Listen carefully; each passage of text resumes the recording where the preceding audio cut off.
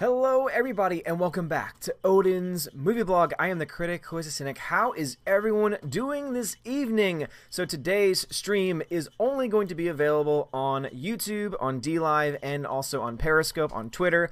I'm having to take a break from the Twitch stream side of it because apparently when you become an affiliate slash partner, you are only allowed to stream to Twitch for up to 24 hours. Like, the content has to stay on the channel for 24 hours or you could be in violation of the terms of service. So I was reading a little bit more into that, and so I don't really want any nonsense happening over with Twitch, and so I'm going to keep the Twitch tab off for now whenever I do these streams, and I might just have to start doing some Twitch exclusive streams in the future if that is indeed something that some people want to see. So if you're someone that normally watches on Twitch, unfortunately the Twitch stream is not going to be up for today, but I am still alive on DLive and also on Periscope as well. So I got my DLive people up, and I need to give a shout out to Haro Nobara for following me over on DLive, Gimp Man, and also Miss Paint.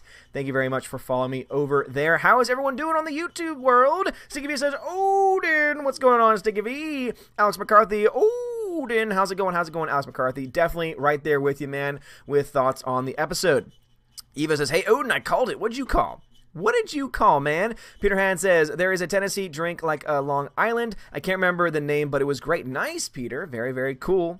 Very, very cool. Matt Mitch says, Odin! What's going on, J-Roar? CT's here. Slicer Neon's go. Odin's alive! Yes, indeed I am. Mary! Mayhem, what's going on, Mary? Lily Patton's in the chat. What's going on, Lily? Cas Hermosa? What's going on? What's up? Gary's also live. I saw that he had gone live, and he is awesome. So if anyone's over there, great. He deserves the support because he is awesome. Don't cross the Twitch. They always find out they don't play. Yeah, Peter, I that's what some people have been telling me. I didn't really know what was going on until I finally, reached all the hours and reached all the everything I needed to on Twitch, and then I finally got to read the terms and conditions, and I was like, oh, this doesn't sound very good. So luckily, DLive does not have that, and so far I'm liking DLive a lot. I think it's a lot of fun. Has a lot of potential, I would say. Tech Guy says, but hi, Odin, what's going on? My friend watches on Twitch. You're dissing him. Tech Guy, I'm so sorry, dude. Seriously, I wish if Twitch wasn't such a tool about it, if there was like some setting I could turn off so that I could stream simultaneously to Twitch, I would. But unfortunately, Twitch is kind of, has me in a bit of a bind because only a couple of people watch on Twitch. Like, that aren't also watching on YouTube. I think there's only one or two people that are exclusively watching on Twitch, so that's why I might have to do some exclusive streams for them. Amber, what's going on, Amber? I see you in the chat as well. Amber Bucklew? Amber Bucklew, what's going on? What's going on? Mary says, hey, man, love your face. Oh, thank you very much, Mary. Appreciate that. Appreciate that. Sticky B says, the past few days, I could not stop thinking about Endgame. Everything I heard Odin say, everything I realized after a second viewing, my mind is still trying to decide what I think of everything. Sticky B, I seriously, the more I think about the movie, the more frustrating it gets. Seriously, because they're obviously, for anyone that's watching the stream, you should know Endgame spoilers are ahead, and also Game of Thrones spoilers are ahead. Those are going to be like the two main topics for questions, and also, of course, for various other topics that I want to talk about. Joe K says, damn, 1,200 plus on Neurotic stream. Yeah, I mean, last night with Doomcock, there were like over 2,000 people on that stream, and it was really interesting to read the comments because it was totally a mixed bag. There were some people that agreed with them completely, that they did not like the Game of Thrones episode last night, and there were many others that loved the episode. I'm in that in-between mix where objectively, I don't think it was good. Objectively, I think the show has gone down like a lot as far as quality and writing and character development goes. But subjectively, I liked it. Subjectively, for the most part. Obviously, I had a big issue at the beginning of that fight sequence, but yeah, we can talk about that a little bit more today as the stream goes on. But now, Sticky V, getting back to you. Yeah, and I was actually even thinking about it even further. So I went back and listened to... Don't ask me how. I went back and listened to the words of the Ancient One, and it actually revealed that there's an even bigger problem. The Ancient One says, very clearly when she's talking to Hulk, that... the six. We had the same issue where Kyle Outpost Dyer said the wrong number, and so now I'm repeating it. So that the 6 Infinity Stones, what they do is they are the ones that essentially create the sense of reality and the flow of time. They control the flow of time and our sense of reality in our universe. And so she goes on to make the point to say, if you take one stone out of our timeline, it screws up everything. Well, if the stones are necessary in order for the flow of the universe to continue and the flow of time itself to continue, how can the current present set aside in Endgame even exist with all the stones having been destroyed? I think that's a fair question to ask. So, lots of plot holes, lots of questions, and I know some people are saying, you're just nitpicking. No, I'm asking legitimate questions, and I'm asking some major, major questions that deal with some pretty big parts to the film that don't make any sense. Tech Guy, thank you very much for the super chat, says, I'm going to see Endgame again to make sure I see the good and the bad. They can have my money. I won't be supporting the MCU anymore. Bree has went full SJW. Yeah, for sure. I think the future of the MCU is screwed because they pretty much set up exactly the future that they want. They want a woke future. You know, the future is female, and there's nothing wrong with female characters, but when you're having your focus be, oh, we're only going to focus on, or we're going to have a much stronger focus on only people that have a certain set of chromosomes, it's like, I'm sorry, but that is virtue signaling, for one, and two, that means that you are more predisposed to telling some really bad stories because your main focus is going to be on the gender of the person on screen and not on actually telling a compelling story. You can have both. You can have a person, a male or a female on screen, and a good story. That's why some of the best parts of Endgame are when you see them on screen together fighting, side by side. It's not good when you try and put one over the other. If you have them both as equals, that is a much better way to go about it. But yeah, man, go see it again. Seriously, I'm going to try and see it again myself, just to be able to get a better idea, just to be able to get a better understanding of the film. And as I said, I had to go back and listen to what, not only, Hipster Hulk, as I like to call him, was saying about time travel, which still, again, doesn't make any damn sense, but also the Ancient One, because the Ancient One, to me, says something, again, very specific about how the stones themselves seem to be required in order for the flow of time and reality to even be maintained. And if all of them are destroyed in the present, it doesn't work. So someone actually tried to explain to me saying, oh, well, he said that he reduced them to the size of atoms, and I was saying to myself, no, that was just him explaining that he destroyed them. That was an expression. People use that as an expression sometimes to say they utterly destroyed it. And then I also went on to say, and if that was actually true, if they were destroyed to the point where they were the size of atoms, guess what? It would be a hell of a lot easier for them to go into the quantum realm to get the stones as atoms than it would be to go back in time and create a giant cluster of a narrative because of their screwing around with the timeline. Just saying. Super says, hello, good sir. How are you doing this evening? Super, I'm doing just fine. How are you doing, good sir? How are you doing, good sir? Remember, guys, if you want to ask me a question or if you have a comment, please, Odin question, all one word. That's all I ask. I do read the chats. I don't just read the super chats. And Phonemo, I see you over on DLive, man. Thank you very much for joining me on DLive. Appreciate you, man. But again, Odin question, all one word. That way it pops up as orange for me, and then I can make sure to read it. Let's see here. Alex Martinez, what's going on, Alex? John Early says, I told somebody on a stream that I like Batman Begins because Batman says, I won't kill you, but I don't have to save you. And the person on the stream was like, that's killing him. No, it's not. It's not the same thing, John Early. I'm right there with you. It's not the same thing. Killing somebody is when you are actually in the process taking a person's life. Not saving someone, and also it depends on what you mean by not saving them. If you're like holding on, if they're like holding on to your hand, and you are not helping them, okay, I can see how you can construe that to say you might be killing them. But let's say that they are going off making their own choices, and you're saying, okay, go ahead and make your choice, even though I know that's not going to be good for you. As you can see, it's a little bit, it looks a little bit more problematic.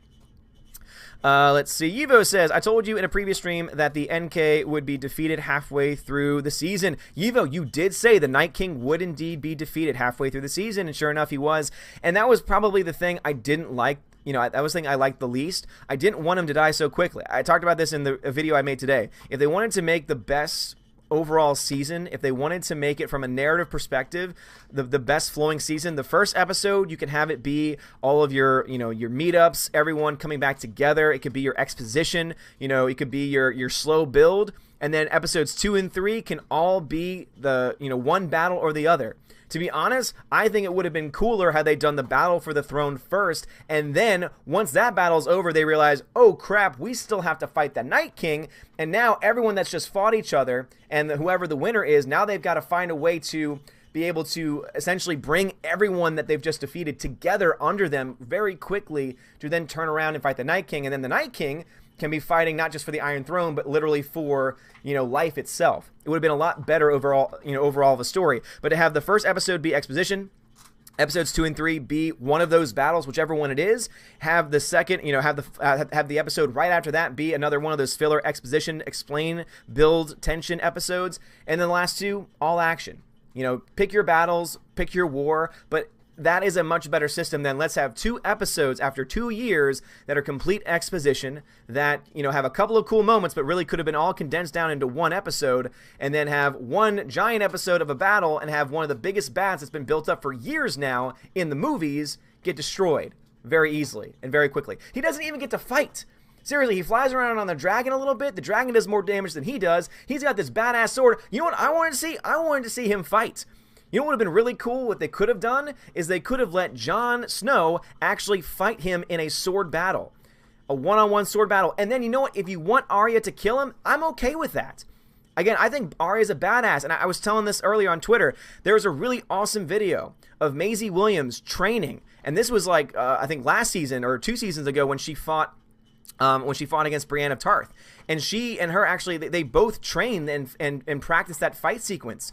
And it was awesome to see that happen, because it's always great to see these actors actually perform their own stunts and actually get some, you know, authentic training in. So I think that not only is Arya badass, but also you have Maisie Williams, who's a real-life badass too. And so I had no problem with that. It was just the way they did it, especially when they teased everyone with building up Jon Snow, Jon Snow, Jon Snow, and then all of a sudden, boom, now it's going to be Arya Stark. So again, I don't mind the Arya Stark having the killing blow, but if Jon Snow's not even in the discussion, I think that is, you know, it's a subversion of expectations, but it's just not that very good. Brad Beer Hunter, what's going on D-Live? Onemo says, so Bran played VR Ravens all episode. Yeah, that was also not a very good thing. Again, objectively speaking, there were a lot of flaws. That is another one, is that he's warging. At first I thought, oh, he's going to warg into a dragon, and then all of a sudden a dragon's going to show up and is going to, like, you know, wreak havoc, or, oh, he's going to, you know, there's going to be some master plan. But no, literally he wargs into the ravens that flies around the battlefield. And then we see that for a second, and then he's just there warging still for the remainder of the episode until the Night King finally shows up. Okay, sure, that makes sense. And Brad B. Hunter says, G-damn teenagers and their warging. I know, seriously, dude. God. That was very silly. That was very silly. Soul says, hello, Odin. How goes your Monday? Did you hear about the guy getting beat up by a crowd by yelling spoilers at Endgame? I did hear about that, and that's stupid. So, for one thing, I think that the dude shouldn't have yelled spoilers, because I just think that's a crap move. However, no action merits getting beat up like that. He didn't actually hurt anybody. He didn't actually threaten a person's life. Him getting beat up like that is disgusting, and it really just speaks about our culture at large, that we will put physical violence on someone for spoiling a movie. Again, as someone who loves movies, as someone who holds, you know, not spoiling things as being sacred to the movie-loving code, I still also at the same time realize that there's never an opportunity, there's never a chance when you can justify violence against a person. That is ridiculous. So whoever was involved in the actual, you know, beating him up, I hope that they, of course, face their legal repercussions. But yeah, man, that was so stupid. Like, I feel so bad for that guy. And again, he shouldn't have done it. Like, obviously, if he didn't think it was going to be a reaction, I mean, that's obviously he's stupid. But that doesn't mean that he deserves to get beat up. You know, he does not deserve, no one deserves to be beat up for spoiling a movie. I'm sorry, that's ridiculous. That would be like if someone spoiled the movie in my class today, and then all of a sudden all the kids started to beat them up, and I'm like, oh, he spoiled the movie. Oh, he spoiled the movie. Oh, he had it coming to him. No, of course not. I would still be like, dude, what the hell were you thinking? But seriously, whoever actually beat him up, you're in trouble. You know, like, there can be two things that are true at once, I guess. Alex McCarthy says, Josiah's channel said he was about to go live, though he said to me it was at 9. Straight White Christian Wars. Wait a minute. Wait, at 9? But it's only 6:28. So is he about to go live too? Dude, I always go. I have one of the most consistent streaming schedules in the business. Monday, Tuesday, around 6 to 6:30 start time every single time, and Saturdays around the same time too. I'm very consistent with it, and yet all of these people keep going kind of stream during my time. Gary has his nooner, and last time I checked, he started like close to what, 2:30 his time? Very close to noon, Gary. Little too close to my time, Gary. Kidding. I love Gary. I love the Nerdrotic channel so much. Oh man. Let's see. Slicer Neon says, I haven't felt well, so I've not seen Endgame after I got back from vacation. I regretfully must depart. Rock the stream as Guardians. See you another time. Slicer Neon, thank you very much, man. Hopefully you did not hear any of those spoilers. Thank you very much for being awesome. The Senate says, I'm still on Game of Thrones Season 1, Episode 8. Well, the Senate, if you don't mind spoilers, then go ahead and stick around. You're in the good Game of Thrones, man. First season was solid. I can't remember a bad episode during the first season. I would say the only episode I didn't like was the episode when the direwolf gets killed. And it has nothing else to do with the fact that I don't like when animals get killed on screen. And I know that doesn't sound very nice saying that, oh, so you're fine when humans get killed on screen? But anyone that's an animal lover or a dog owner will understand why that's a very hard scene to watch. That's why it's hard for me even to get through the very beginning of John Wick, the first John Wick, when the puppy gets killed. I was just like, no, not the puppy. Lily Patton says, how bad do you think Star Wars Episode 9 will bomb Last Jedi or Solo bad? So, Lily, I don't think it's going to bomb. I don't think Episode 9 is going to bomb, and here's why. Disney has gotten to the point now where they have really mastered the ability to market any film. Keep in mind that you had Captain Marvel, which was objectively a bad film, and most people were mixed at best about it, make $1 billion. There were better made films that didn't even make $1 billion. And so Disney knows now, I feel like they really know now how to be able to get butts into seats, how to raise the average ticket prices enough so that they'll be able to make money. So I think that at the end of the day, it's not going to bomb. However, what do I think the box office for Episode 9 is going to be? I think it could be anywhere between 850 million and 1.1 billion. I think it's going to make less than The Last Jedi. So I do think it's going to make less than The Last Jedi. But even The Last Jedi did not bomb, like financially speaking. You know, Last Jedi still made 1.3 billion. But, yeah, it's definitely not going to get close to The Force Awakens, though. I don't think that's going to happen. Now, if they reveal something crazy that's going to make everyone excited, obviously that could change. A lot can happen between now and December. But based on everything we know so far, I do not have very high hopes for the box office. Super Anime Gamer says, Game of Thrones, dude, loved Arya the whole episode. That the ending, fam. As a book fan, I'm enraged. Yeah, seriously, I know that a lot of people who are fans of the books hated where the direction of the story went after they were no longer following the books, and so I definitely appreciate those people. But yeah, man, I love Arya too. I think she's a great character, and her getting the killing blow, I don't care as much about that as I do about the Night King just not having a chance to actually fight after having been built up for so many years. That I did not like. Sticky B says, you are right, Odin. Time should split up in at least 6 directions after Thanos destroyed them all again after Captain America brought them back in time where they took them from. Yeah, Sticky V, seriously, and it seems that's the case. And actually, I wouldn't even say that time should be split. It just seems like time should end. Time and reality, because they are what's maintaining the flow. Now, if she means the flow of time being maintained by the stones as far as it, being in one line, and that if it's not there, that's when it splits off, well, then I think that would make a little bit more sense, at least what she says. What Hipster Hulk says still doesn't make any damn sense. Oh, no, when you go back in time, that's your future, and your past becomes your present, and blah, blah, blah, blah, and like that all that nonsense. I actually read an interview where they were like, yeah, we actually talked to some physicists, and they told us that Back to the Future is total crap, and so we went along with the physicist on this one. But then they also went on to say, oh, but when this happens in the story, oh yeah, we just figured that would be cool to see. So they go against their own logic. It's just, why, man? But yeah, so that actually would make a lot more sense if they decide to go with that because the Infinity Stones were destroyed by Thanos in the present, future, past. Again, Hipster Hulk, which one is it, man? Which one is it? Then I think that will definitely set up a Secret Wars, Secret Invasion, where you have a multiverse being built up over time, which means theoretically that you could have worlds in which Iron Man are still alive, worlds in which Captain America is still young. I mean, if they don't do that, then it becomes a hell of a lot more problematic. That's for damn sure. All right, YouTube jumped on me, as it usually does. Let me find out, where was I in the chat?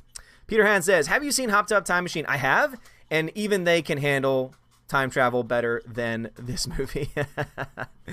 Tina says, the Orville did an awesome alternate timeline story for their season finale. Spoiler! I say they all should hire Seth. He seems to know how to do it right. My 2 cents. Tina, I'm still watching the Orville. I'm in season 2. How dare you spoil it for me? It's all good, Tina.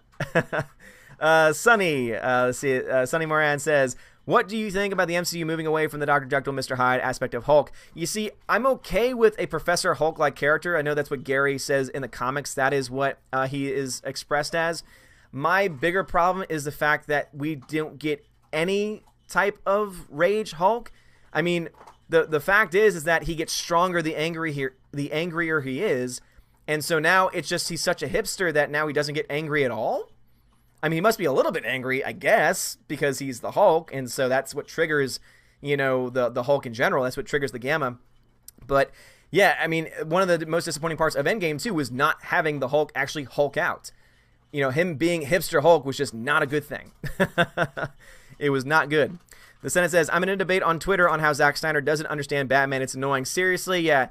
You don't want to get into a debate with the Zack Snyder fanboys. And if anyone likes Zack Snyder, I'm not calling you a fanboy. I think you can understand that there are people out there that are obsessively defending of what Zack Snyder did with the DCU. And I'm sorry, but his movies were not very good. Let's just be honest here. They weren't very good. BVS is still not good. I know everyone's saying, oh, watch the extended cut, it's better. No, BVS, what we got was not good. And even if the BVS extended cut is amazing, Justice League still sucked. Oh, well, that's because he didn't do the whole thing. No, even the scenes he did were not good. I'm sorry. And that film also only made like $650 million. And so the audiences would agree with me on this one. All right. Casamosa says, how many were killed in the Battle of Winterfell? Theon, yeah, not many. I think that was another thing, too, is that many of us thought more, I guess, bigger characters would be killed. But yeah, Theon Greyjoy got killed. You had the Little Mormont killed. Lady Mormont killed. You had, of course, oh my goodness, I'm blanking on names now, of course. You had the dude that loves, not Cersei. Why am I, oh my gosh, this sucks. I hate when I blank on names. Sorry, I need a little water to help me out. Jorah Mormont, he died as well. And Night King, he's a pretty big character, right? He dies. And then one of the Night's Watch brothers dies too.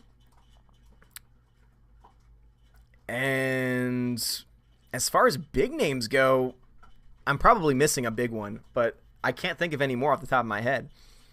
Let me go ahead over to my D-Live people. What's up, my D-Live people? Phonemo says, I laughed when the kid got beast-slapped by the giant. Yes, Phonemo, that was pretty great. When Lady Mormont got slapped away, that was great. But I liked her death. I liked that she died after doing that, and it worked with her character. I was fine with that. I like the actress that played her. Brad Beer Hunter says, Liana had a long night. Oh, boy. Blue Lou, thank you very much for the 2 lemons over on D-Live. Jarrett Jude, thanks for the follow. Brad Beer Hunter, seasons 1 through 4 were good stuff. Yeah, they were solid. Bad Hammy says, hey, Odin, off topic, but I'm at work. The Space Stone was somehow recubed as the Tesseract. So, yeah, basically from what I know, the Space Stone is like inside the Tesseract, or sometimes also known as the Cosmic Cube.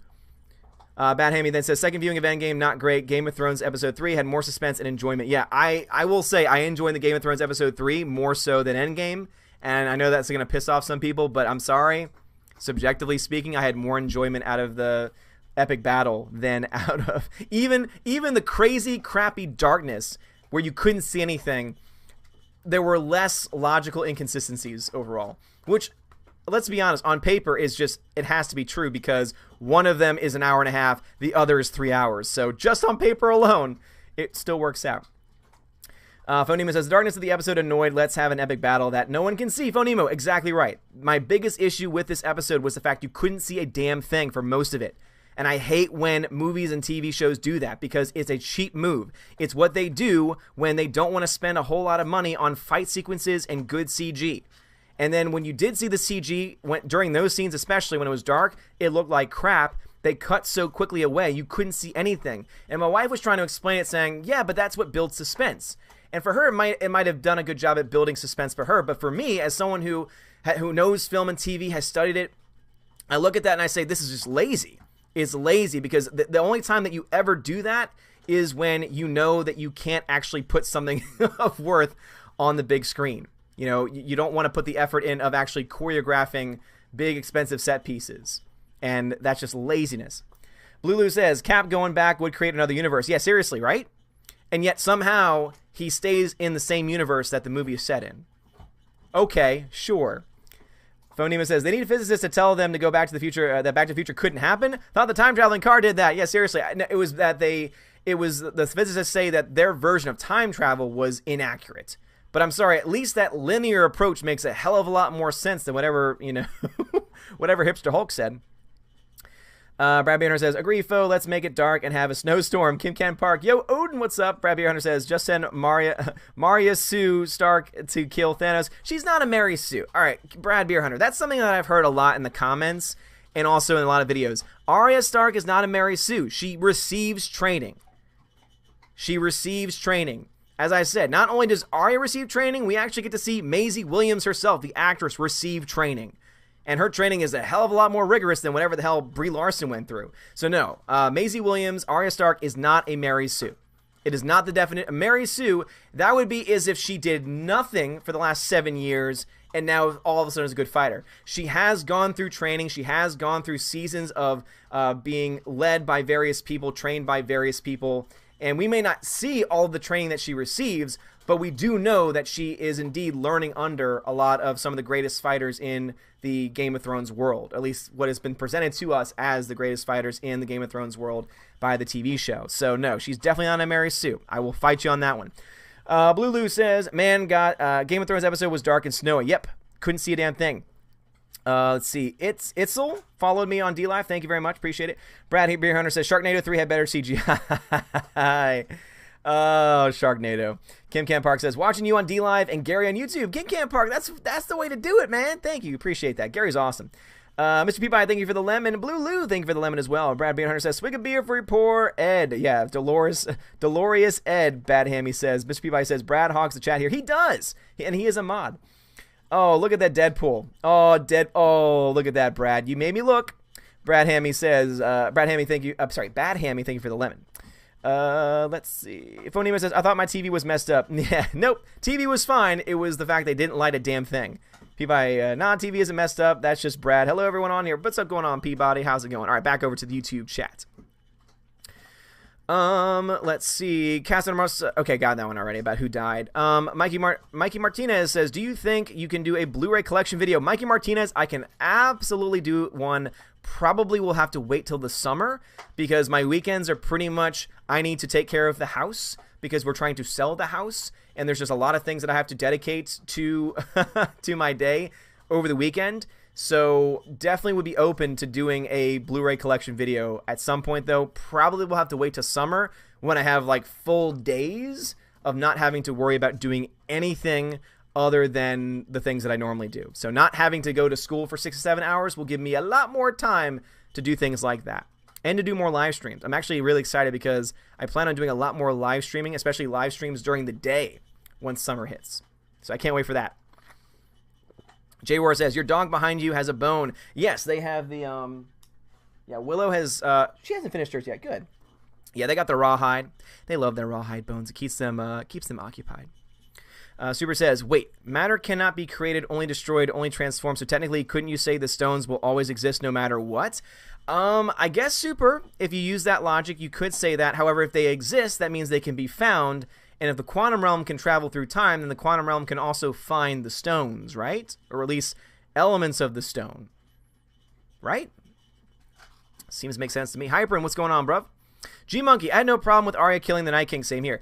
She had training. The bad, too dark, couldn't see what killed the Dothraki or half the episode. No face off with Jon and the Night King. Yes, agree with you there. The darkness of the episode sucked. Again, that's laziness on their part. Very, very, very bad filmmaking on their part to shoot it as dark as they did. And I agree. I honestly would have loved to have seen Jon fight the Night King, at least in some capacity. If you let Arya have the killing blow, I'm okay with that. She received the training to be an assassin. I believe that. I buy into that. She's not a Mary Sue. But again, Jon's character has been building up now for a long time to have some type of face-off. And we didn't get that, and I think that's wrong. I think that's ridiculous. Doesn't make any sense from what the story that they've just set up for us. But yeah, I think you're absolutely right, G-Monkey. All those things are accurate when it comes to the objective flaws with the film. Objective flaws with the show. CT says Marvel is going woke, then they better prepare to go broke. When are they going to learn that no one likes that stuff? Probably never. Yeah, until I would say if Phase 4 becomes Phase woke, like I think it's going to be, I think that's when you have people start to jump ship. And by the end of Phase 4, if they continue to go down that road, I think end of Phase 4 is when you start to see, because again, that's going to be 5 years from now. I would say by the end of Phase 4, if they've gone fully woke or half woke, you're going to start to see some major drop-offs at the box office, not only because people don't want that garbage, but also, very importantly, because as I've said before, the movie theater business is contracting. It's not getting any bigger. This is going to be the biggest film for the rest of time, I honestly believe, when it comes to box office sales. Because of the fact that the innovation just really isn't there, and people would much rather stay at home now than actually go out to a theater and deal with all that nonsense. Again, I love going to the theater, but I understand why a lot of people don't. Super says, if Arya kills Cersei, I quit. Arya is nowhere near as cool, as interesting as she used to be. One of the many characters D&D absolutely wrecked. Yeah, again, Super, I understand that Arya could have been a lot cooler. I know that she had a lot better training and explanations of her character in the book, but I do like what they've done with her character to an extent. And it's mostly because of Maisie Williams. I said this in my review. Objectively, all of the actors in this show are phenomenal. Like, there is not a weak link among any of those actors. They all give everything they have on screen. And it's awesome to see that happen. And Maisie Williams, to me, has just grown so much as an actress over the past few years, several years now at this point, that I'm very impressed with what she's been doing. Especially knowing that she's done all this behind-the-scenes fighting, too. So I really do like that a lot. And so if she kills Cersei, you know what? I don't hate that. But they can't just have it be the exact way that the Night King gets killed. And to be honest, after hearing what these two guys, the creators, the creative heads behind Game of Thrones right now, had to say about the inside the episode, I think that they want everyone to think that Cersei is going to die and that Cersei is going to be killed by Arya. But I think they're going to try to subvert expectations again, only this time it's not going to be Arya that comes in at the last second, but maybe someone else. Maybe it's Jaime. Has anyone thought about that? Keep in mind that Jaime has Bronn is being sent after Jaime. So who knows if Bronn's going to try and follow through with that. But what if he survives? What if Bronn gets killed and you have this very emotional moment between Bronn and Tyrion where Tyrion knows that Bronn has to die. And then all of a sudden Jaime Lannister realizes that his sister has gone mad. And what if he's the one that deals the killing blow? Keep in mind, he's not the fighter that he used to be, but God knows Cersei's not a fighter. You know, Cersei uses her mind, uses her wits. So I think that might be the direction that they go. Is say, oh, you think it's going to be Arya, but maybe it's Jaime. That could be the case. And also it would be consistent with his character, because remember, he's the one that killed the Mad King. Maybe he now becomes the man that killed the Mad Queen. Because Cersei, I think, is definitely on the road to being, if she isn't already, the Mad Queen. So that would actually be a very good character arc for him, I would say. I'd love to hear your thoughts about that. Alex McCarthy says, yeah, Bran, that whole episode, I was waiting for him to war against the Night King. Yeah, seriously, he should have done something. But instead he did nothing, and so it was a waste of time. Like, seriously, it was a waste of footage to keep showing him warging off, because he wasn't doing anything. Laura, Ryan stole my fan fiction story. Thank you very much for the super chat. Says, I'm glad Game of Thrones has some non-fighting characters. I get tired of everyone being able to fight like a ninja. The Sansa Tyrion moment was my favorite. Laura, that was a great moment. That was awesome. To see both of them in that place where, especially based on their conversation earlier, where she's like, it would never work between us. And now they're on the brink of possible death, and they're about to, they're not fighters. And so they're about to have to make a decision about whether or not they try and, but they basically put their own lives on the line to try and save these people that are being killed by the dead in the crypts. Which my wife totally predicted, by the way, and I'm sure many others did too, saying, "Why would you go to the crypts where there's dead people? Can't this guy raise dead people from the dead? Raise people from the dead?" But Laura, thank you very much, appreciate that. And Brad Beerhunter, thank you for following me over on Twitch. Casa Hermoso says, Odin, why Melisandre was even there at the first place? Yeah, that was definitely a weird callback. It was weird for her just to show up. Again, very Deus Ex Machina, just shows up out of the black, out of nowhere, gives the Dothraki flaming swords. And then I love, again, the directors, the creators, they said, yeah, we wanted to, again, subvert your expectations. They didn't say it in that way. But, yeah, I mean, we wanted to give you a sense of hope and then tear it down. It's like, okay, great. Thanks for using the Dothraki that way. But I will say this much. I don't hate the destruction of the Dothraki army if it indeed was meant to try to convey just how powerful the Night King's army was. Now, it would have been more effective had they not killed the Night King off so quickly. I think had this gone on for another episode, then I think people would be a little bit more forgiving of the Dothraki army being, wiped away like that. Because I do think that the whole point of that scene was to show you just how powerful and how insane the Night King's army was. And it was very effective in showing that. But yeah, Melisandre was a total Deus Ex Machina, shows up, gives him fiery swords, is able to light the trench on fire when the dragon can't see, does all of these things. And then her ending is just, I'm going to walk off, take off my necklace, and die. And it looks like it almost looked like she Thanos away. Like she just faded away from existence.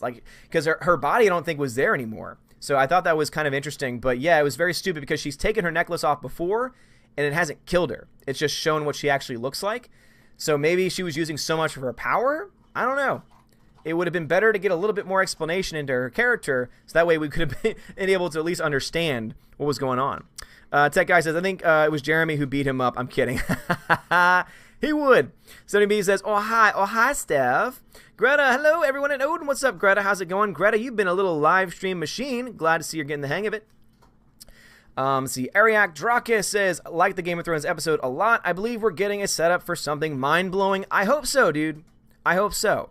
Because, as I said, objectively, I have a lot of problems with this episode, especially from a filmmaking perspective. Subjectively, I enjoyed it, so I do hope that we do get a massive payoff. But are we going to get a massive payoff? I don't know. I have no idea. Sorry, I'm having to fight off my dog because she's like, I want to get in your lap. And I'm like, not now, River.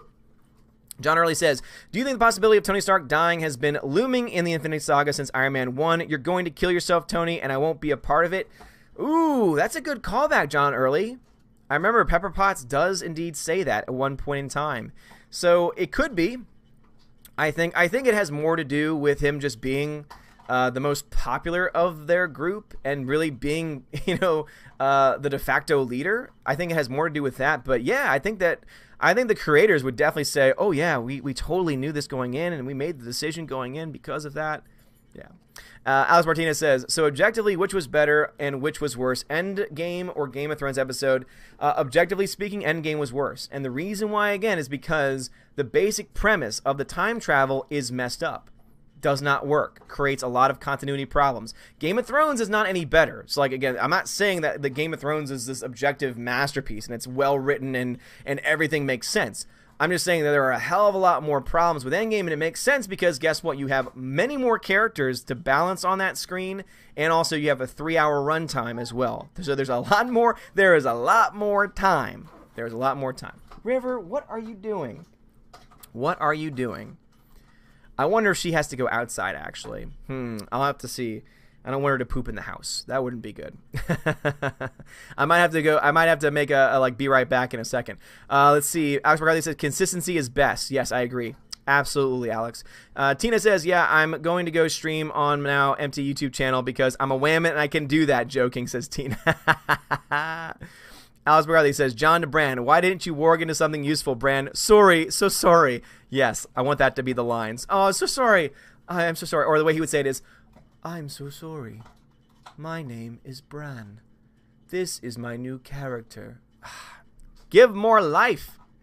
Hyman says, I'm not going to deny Endgame was objectively a narrative mess. However, I compliment it for some character-driven moments. 5 out of 10 objectively, 7 out of 10 subjectively. And as I said before, you can subjectively love the hell out of the movie, and I have no problem with that because I can understand. There are some really cool moments in there. For me, the objective negatives outweigh the subjective for me. And so that's why I have a problem with it overall. But yeah, man, I think that Hyper, that's definitely some fair stuff. That is some fair stuff.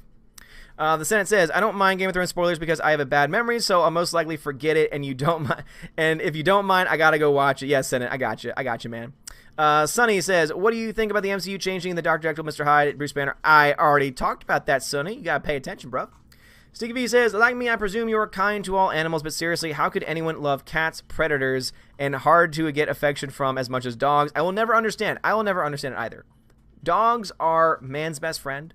Dogs are the sweetest creatures on earth. Cats are so full of themselves.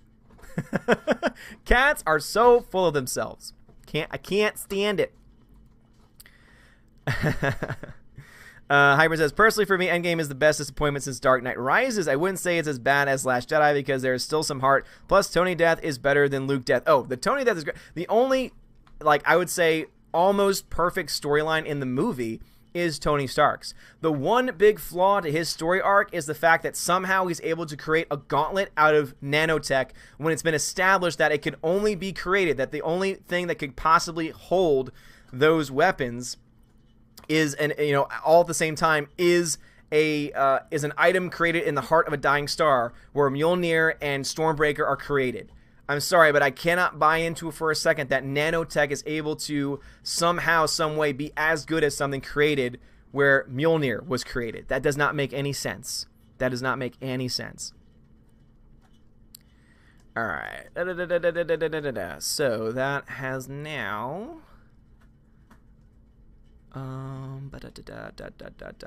Okay. Sorry, the chat jumped on me again. Let's see. Can I pick up where I left off last time?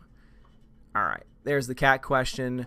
There is the death section. Bruce, what's up, Bruce? Says, did Cap put the soul stone up Jane's butt? God knows she needs a soul. Alex McCarthy says, yeah, my wife went to see Endgame for me and her during your Saturday live stream. She's a super nerdy Marvel Comics fan. She comes home and says, what in the heck was that crap? Alex, that's awesome, man. Yes, that is awesome. Stevie says, the Hulk was reduced to a green and slightly bigger Bruce Banner. No rage, not thin skin, just Banner. The Hulk is gone. Rip. Yeah, seriously. And not seeing him get to Hulk out was stupid. Hipster Hulk, not a fan. Tina says, just don't come to try to beat me up. I didn't tell you any details about the Orville. I'm armed. Tina, I would not mess with you. Steph says, Viva the Snyder Cut! Peabody, I just got annoyed when Hipster Hulk threw away a perfectly good motorbike. I know, right? That's a good point. Amber Buckley says, how do you think the Soul Stone was returned? That is the #1 question. Because a soul for a soul is what it said. Again, a soul for a soul is what is said, and so it seems to me that someone should be returned, right? I mean, it would have been really nice to see that interaction with Red Skull again, right? It would have been really cool to see Captain America and Red Skull again, but we can't see that. We just have to assume that the timeline they've set up works, and that it's logical, even though it's not, and then just be like, oh no, the Soul Stone was returned. He just put it on the ground. So now the next person that comes can just pick it up off the ground, right? Again, does not make any damn sense. And they still don't have any stones in their present. How can time still exist when reality and time, the flow of time itself, is said to have only been able to be maintained by all the stones existing at once? All right, let me jump over to DLive because there's a lot of people over on DLive. Oh boy. Let's see. Let us see. Let's see. My master says, why didn't Thanos snap his fingers and make it so people can no longer have more than one child? Oh, that's a good point, if that's what he really wanted to do. P.Y. says, because pharma companies would lose too much revenue of contraceptive pills. Oh, gosh. Oh, Lord. Brad says, Bran shot another look at Tyrion in this episode. That's true. Phonema says, Bran will kill her with his VR Ravens. Yes, the VR Ravens. Marty WY32, thanks for the follow. Phonemo says the Flame Lady just appeared out of nowhere in this episode. Yep, Deus Ex Machina. Peabody says Endgame was much better than Infinity War. That is factually inaccurate. You can subjectively like it more, but objectively speaking, Infinity War is a much better story arc. Is a much more consistent story than Endgame is. Wonder Girl, hello with the rose. Thank you, Wonder Girl. Appreciate it. Wonder Girl, thank you for the 3 lemons. I appreciate that. Cowboy Fans for Life, thank you for the follow. Captain F-Head says, Hail Odin, just stopping to throw a lemon. Never really been an MCU fan except for Deadpool and never seen Game of Thrones. Well, Captain F-Head, thank you very much. Appreciate that. Brad Beer Hunter, what's going on, dude? Thanks for the chill pup. Captain F-Head, thank you for the ice cream and lemon. Appreciate that. My master, thank you very much for the lemon. He's feeling sexy today. Nice.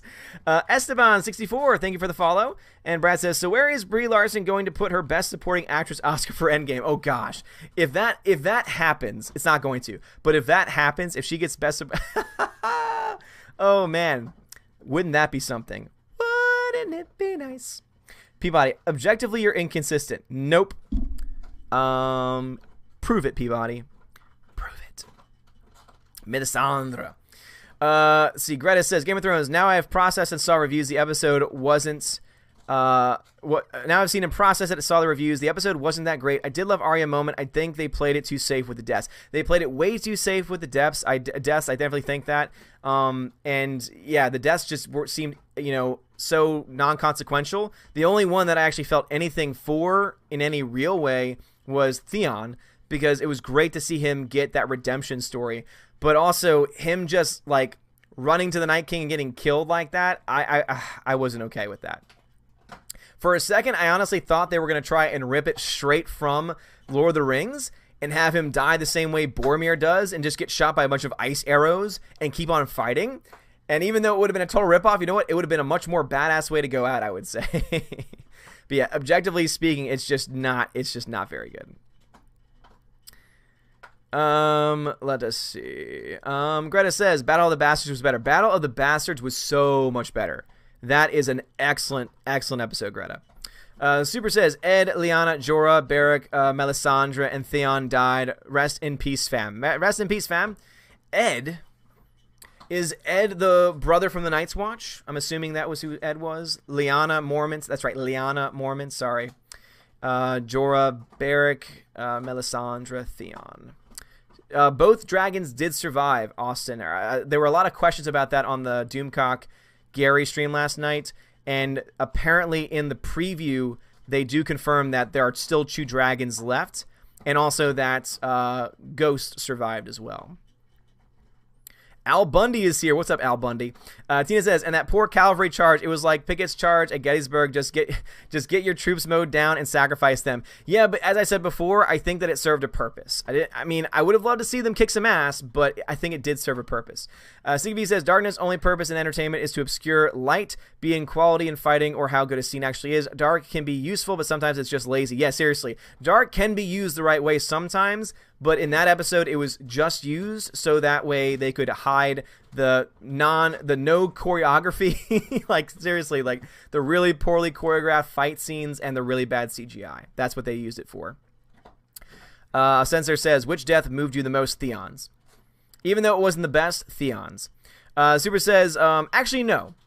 Jorah. Oh, no, I'm sorry, Jorah's. Oh, my God. Jorah. See, that is the way I wanted Theon to go out. Fighting. Like, that dude was dead on his feet, but he kept getting back up because he wanted to defend his queen. And Jorah's death moved me the most because I love the actor that plays him. It's awesome, and I definitely, yes, that one. And also to see her reaction to his death is also a very powerful moment, too. So, yeah, I'll go with Jorah Mormont's death. Bless you. Super says, and another thing that made last night's episode so disappointing was the director they got is my fave, and the last time D&D worked with him, we got Hardhome and Battle of the Bastards. Yeah, no, seriously. Like, the director was a good director, but obviously he was only given so much to work with. Steph says, you mad because I was tardy for the party? Yes, Steph. Always mad. Greta says, saw a meme where it said, RIP to lighting department, Beric and Melisandre. Okay, Beric was the guy with the lit sword. Okay, I got you. River, what are you doing? River is trying to get into my lap. What are you doing? I'm in the middle of a stream. I love you, but come on. Okay, Beric is the guy with the light up sword. The other person that follows the God of Light. Okay, gotcha. That's great, though.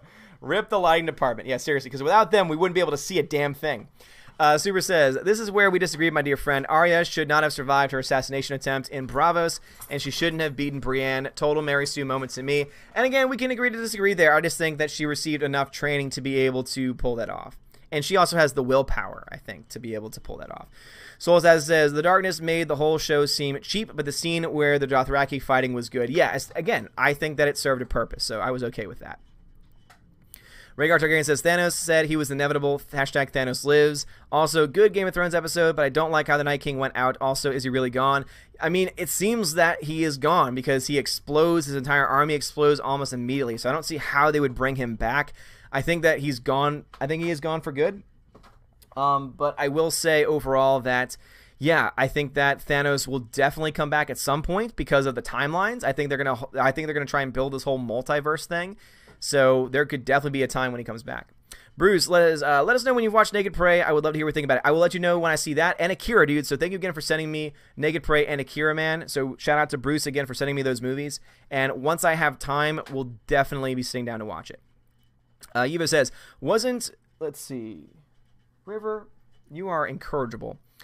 Yuba says, wasn't the Ether already a destroyed stone, or did I get that wrong? So the Ether was the reality stone, and it's not an actual stone. It's more of an essence, and that's why it had to be extracted from Jane.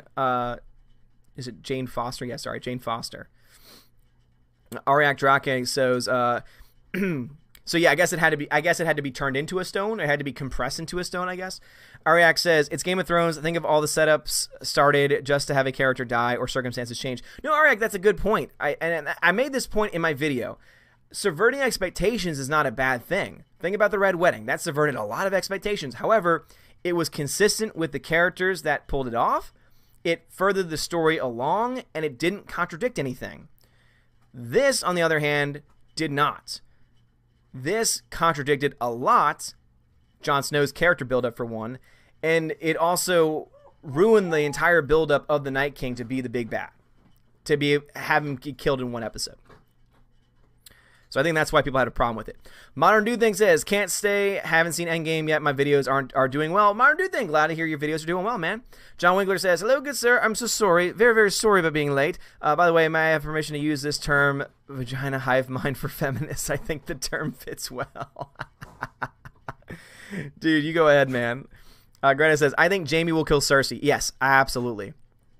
Greta says, it follows her prophecy of Jaime kills her. Yes, that is definitely true. That is definitely true. He is the Kingslayer. John Winkler says, can we make fun of Roundhead Johnson for trolling this episode? I did see that on Twitter. After that episode died, he says, I had an entire theory about the Night King. And it's like, okay, thanks for trolling a bunch of people for your crappy movie. Because your movie is still crappy, by the way, Ryan Johnson. Rhaegar Targaryen says, is Deus Ex Machina a good thing or a bad thing? I know it's a film term. It's basically, it's a film concept. It's a character or plot device that's used that basically just, it's God in the machine is how it translates. And basically what it means is, oh my gosh. So for example, Captain Marvel is the living embodiment of a Deus Ex Machina in Endgame, because all of a sudden you have two people that are about to die, Tony Stark being one of them. Who shows up at the last second? Boom, Captain Marvel. Thanos' army is about to destroy them with firing the rockets. Oh my gosh, they're all going to die. Who comes to save them in the last second? Boom. Captain Marvel. So again, it's that last second, last minute, miraculous recovery, and it can either be a character or sometimes it can just be the actual plot itself. So it's I would say it's lazy storytelling. Sometimes it can be effective. However, most of the time, especially when it comes to this, it's lazy. JJ, the best thing for me this past weekend was Cobra Kai 2, #Stingray, the ultimate weapon against Thanos, the Night King. Oh my god, dude, yes. Guys, Cobra Kai Season 2 is so damn good. Do yourself a favor and watch it. It's fantastic. Episode 10, with that like 15 to 20 minute fight scene in the high school, is freaking phenomenal. The choreography is fantastic. And yes, Stingray is one of my favorite new characters, and him winning the Battle of Red and Black, oh my gosh. So funny. Seeing him in the battle at the high school was also great. Zuber says, also Night King smiling will give me nightmares for weeks to come. My god, it was so weird. Yeah, I know what you mean. Alice McCarthy says, would have been better if Cap snapped, then dies. The shield goes to Bucky. Tony retires and Rhodey becomes Iron Man. Sorry, that ending for Cap was a big nope for me. Yeah, and also the fact that he goes back in time. So he has all the time in the world. And what does he do? Oh, he marries the woman that he loves, and I'm assuming that means, because that now becomes his future, and he shows up in their present as an old man, that means that the pre-established timeline of her getting married and having kids, which has been now confirmed, she did get married and she did have kids after Captain America. And so now all of that's been wiped away. That is not consistent with his character. His character would not wipe out an entire life for the person that he loves. Would not wipe out all of the kids that she has. The happy life. She even says on her bed she had a happy life. He would not do that. Captain America is not a selfish person. So yeah, you've just created, once again, another one of the major plot inconsistencies, character inconsistencies of Endgame. God, man, every time you think about it, even more, it gets worse. Greta says, did someone say they hate cats? Yes, Greta. Cats are not as good as dogs. That is a fact. And you cannot prove me wrong. You cannot prove me wrong, Greta. John Early says, I am inevitable and I am Iron Man. Can you think of a better hero-villain exchange of lines than that? John Early, it is an awesome one. As I said, almost every part of Iron Man's character arc is perfect except for the whole nanotech. Yeah, nanotech does not equal magic. Seriously, like that bothered me a lot. However, it was awesome to hear the I am Iron Man snap. That was really cool. It would have been better, though, had it been another gauntlet or had they actually gone to the same place where Mjolnir was created and done something similar. But no, using nanotech, it just doesn't make any point. It just doesn't make any sense. All right, going over to my D-Live peeps. Esteban, thank you very much for the lemon. I appreciate that. Appreciate that. Let's see. Actually, this. People on D-Live, if you want to ask me a question on D-Live, can you just at me? Because I noticed that that's something that actually shows up if you at me. That way I'll know. Let's see. My master says, a better ending for Endgame would have been that Captain Marvel and Captain America look at each other and fall in love, then hold hands. Yes, the captains getting together. That's what everyone wants to see, my master. You're so true. That is so true. Phonemo, does the North even have an army anymore? Seriously, who is left? Yes, the main characters survive, but way more, like, non-existent NPCs get killed. River is Captain Marvel. Hell no. River is not Captain Marvel. River is better than that. Captain Marvel does a hyperspace ram. She does. That is true. Phonemo, maybe he found a timeline where she didn't get married, but yeah, they don't really make clear that they can go through the different timelines. It's just that when they show up, I thought it was assumed, insinuated that they've created a new timeline. However, if he's created a new timeline, how does he show up automatically in their present as an old man? That would assume that he's lived out his days and has now gone to that spot. Doesn't make any sense. Does not work. Laura says, good point. Thank you. Bucky. Oh my God. Foul Bucky. Oh man, that's funny. Oh, Brad. I want Falcon and so Brad says, I want Falcon and Bucky to fall in love so I can give them a shipper name. Oh, that's great. Oh, Brad, that's great. Laura, thank you very much for adding. I appreciate that. Laura over on D-Live says, didn't some of the Northern men not come to Winterfell? I think so. I think that is the case, that not all of them did, but they all got killed. I think that was the premise, was that if they didn't go to Winterfell, that they got killed. Because remember, they said like that certain people didn't show up, and then they said what happened to them. Oh, they've been destroyed already. Their entire armies have been destroyed. So I thought that was what was established. Peabody says, might make more sense if you read the entire comments. I read the entire comment. Yeah, sorry, I got it. Yeah.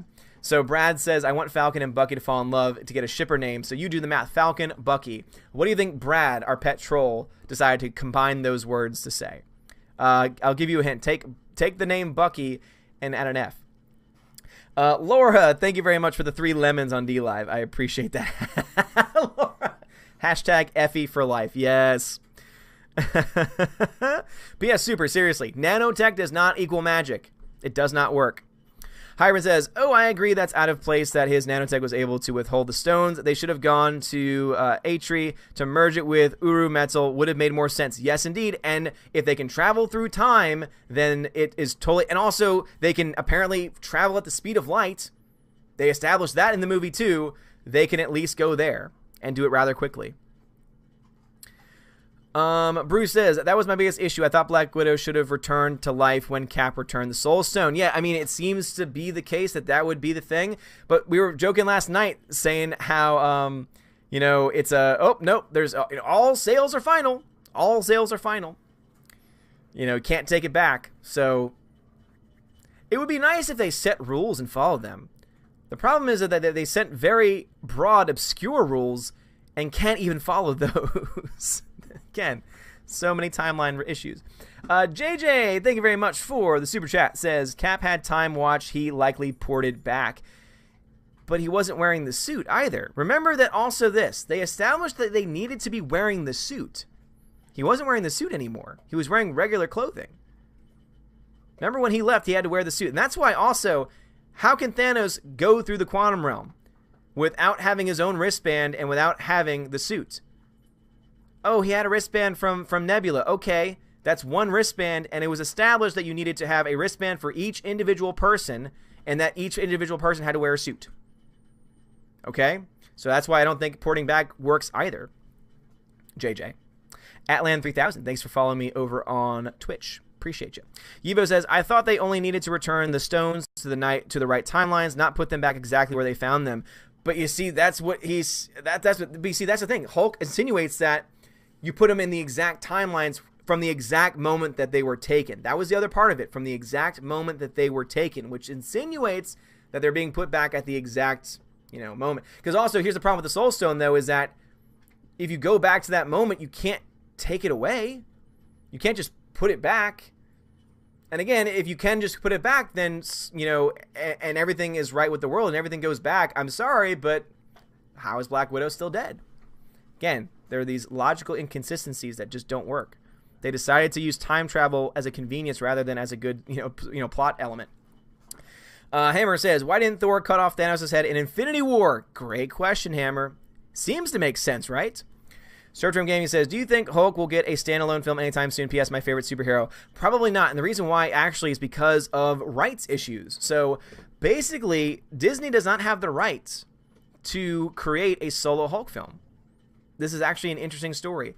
And it all has to do with the fact that when they made the first Hulk film, remember that when it comes to the likeness of characters, Disney owns most of the likeness rights. They don't own completely Hulk. Because remember, Universal Studios has what roller coaster? The Incredible Hulk, as well as many others. And so therefore, because of that, in order for them to make a solo Hulk film, they would need not only the permission, but also to work in conjunction with Universal in order to get that going. So that's why we haven't had a solo Hulk film since then. Interesting fact.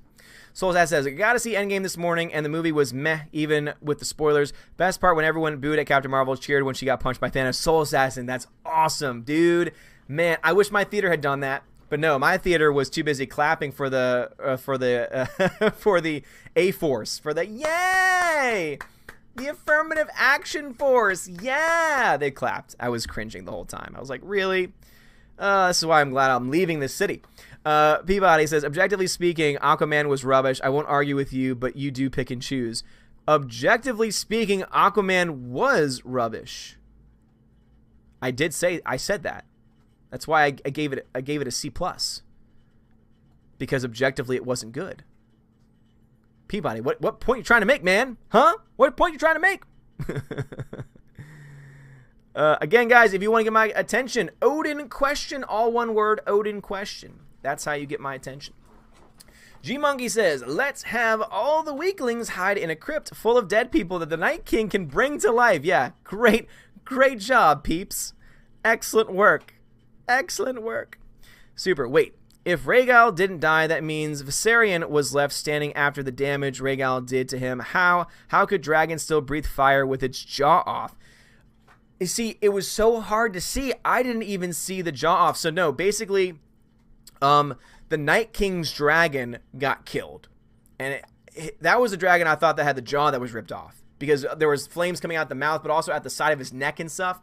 So I thought that was the dragon that died. The other one, though, that crashed to the ground, the one that John was riding, I believe the promo shows that both of the good dragons, one could say, are still alive.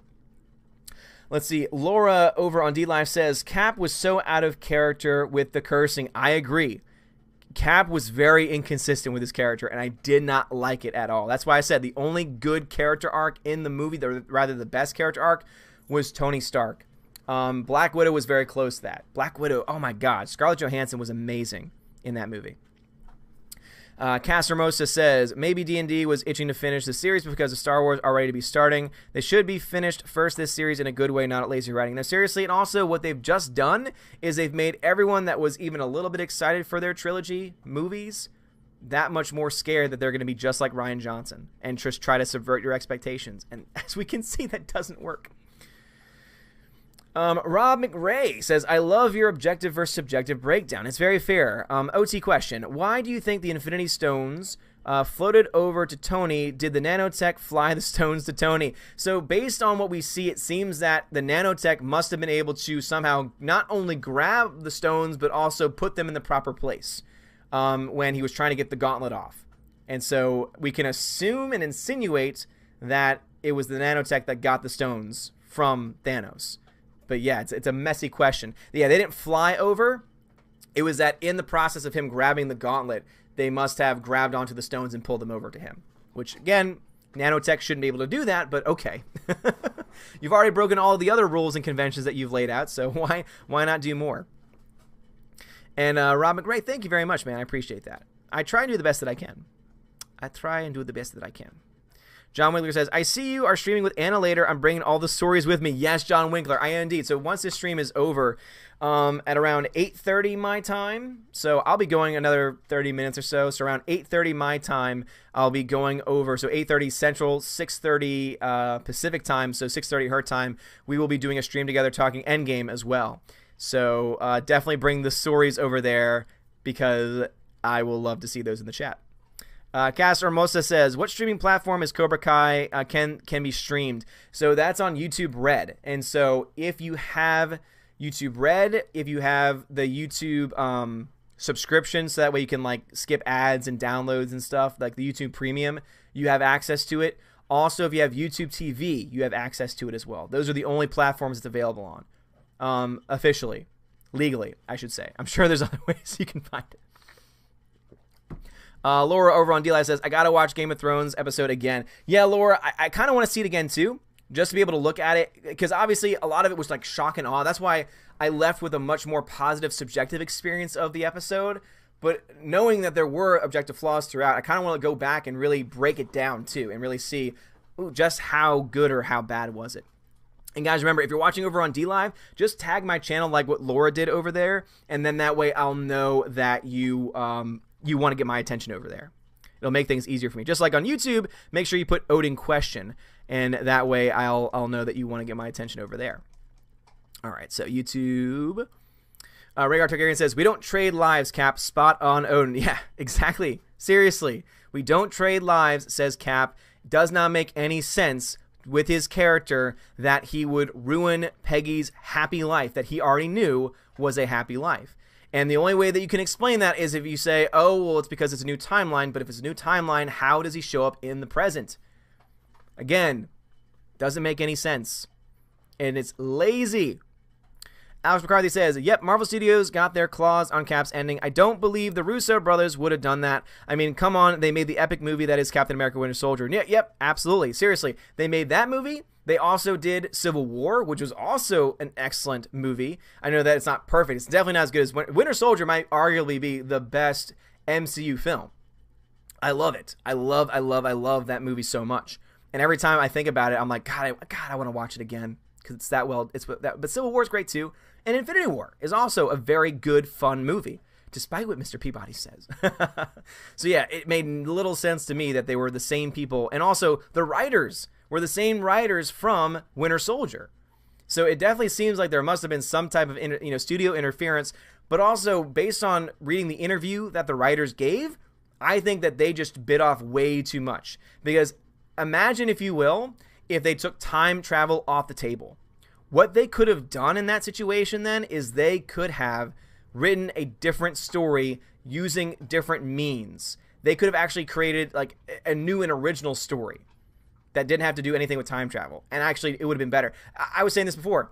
If you're going to make the argument that the stones being destroyed, that they can't actually be destroyed, but rather that they have been literally reduced to the size of atoms so that they can't be found or used, I would be much more interested in seeing a movie where they're going through the quantum realm, not to travel through time, but to try and find the actual stones, at the atomic level. because then you could definitely make it where maybe the trouble, maybe the chaos is in the quantum realm itself. And now, of course, that would require you not to kill Thanos early on. And of course, I didn't like that aspect. I didn't like Thanos being killed early on. Yeah, so I think that they could have been a lot more creative. They could have been a lot more creative with it. John Early says, who do you blame more for what happened in Endgame? The studio heads, the writers, or directors? Because as far as I'm concerned, they're all to blame. They all share some part of the blame, for sure. But I think that the studios are definitely trying to ask more and more of their writers and directors. I think that the studio said, these are the things you have to do. And then the writers said, okay, how are we going to do that? And then the directors were like, we'll work with whatever you give us. And they tried to do the very best that they could with what they had. But doesn't make it good either. Rhaegar Targaryen says, Balkan? Falucky? Yes, you're exactly right. Yep. You got it. Bruce says, for me, killing Black Widow was the last straw for me in the MCU. Yeah, that was stupid. You killed the best and strongest, not strongest, obviously, but to me, the best female Avenger. Up to that point. The best character, I would say. The strongest female Avenger, I would argue, is Scarlet Witch. Like, seriously, if you want to push somebody, push her. She's been established. She's been around. She's got really cool powers that you've only scratched the surface of. She almost defeated Thanos by herself. I mean, remember that scene? She's like almost crushing him with her magic. It was awesome. It was so cool to see. There was a lot more they could do with her character, but no, they want to go with the direction of the awful haircutted Captain Marvel because they want to go woke. Seriously, like, God, it's so bad. Alex McCarthy says, was watching Captain America Winter Soldier for the millionth time last night. I'm just like, sorry, Cap and Bucky tossing the shield at death speeds at each. Ain't no way Sam can do that. No, Sam can't. Sam does not have the serum. Sam does not have the ability to wield the shield, as I love to always rhyme. He does not have the ability to wield the shield. It makes no sense, and it fits in this narrative that they try to set. Keep in mind, who are the people that things are, that are passed on to? Think about it. Asgard is given over to Valkyrie. Okay. You have an image in your head. All right, Valkyrie. Captain America, that moniker is now given over to Falcon. Keep that image in your head. Iron Man is now dead. Captain America is now gone. Hulk is now hipster Hulk. Thor is now fat Thor. Ant-Man is still Ant-Man and is still being underutilized. So basically, your new leaders, theoretically, in these major places, whether it's in New Asgard or whether it's in the Avengers or the new Captain America, it all fits a certain narrative that they're trying to push. And I know some people are saying, oh, no, that's not what's going on. I'm sorry, but please explain to me logically how Falcon makes any sense to wield the shield. And especially, how can you argue in any capacity that he is more worthy and able to carry the shield than Bucky? And please explain to me how anyone else other than Bucky would have a consistent conclusion to their story arc of redemption. That was the redemptive moment that Bucky needed. But no, had to give it to Falcon because of identity politics. And it's stupid. Souls says, do you think Daenerys will turn on Jon for the Iron Throne? Yeah, me and the wife were talking about this a bit, and I think the throne's going to get destroyed, and I think that we could possibly see the kingdom just end up split in a mutual way. I think we could see a mutual split where they don't end up together, but they each take their own piece of the pie. So the North stays independent, and then the South maybe gets split up among the various peoples that are left.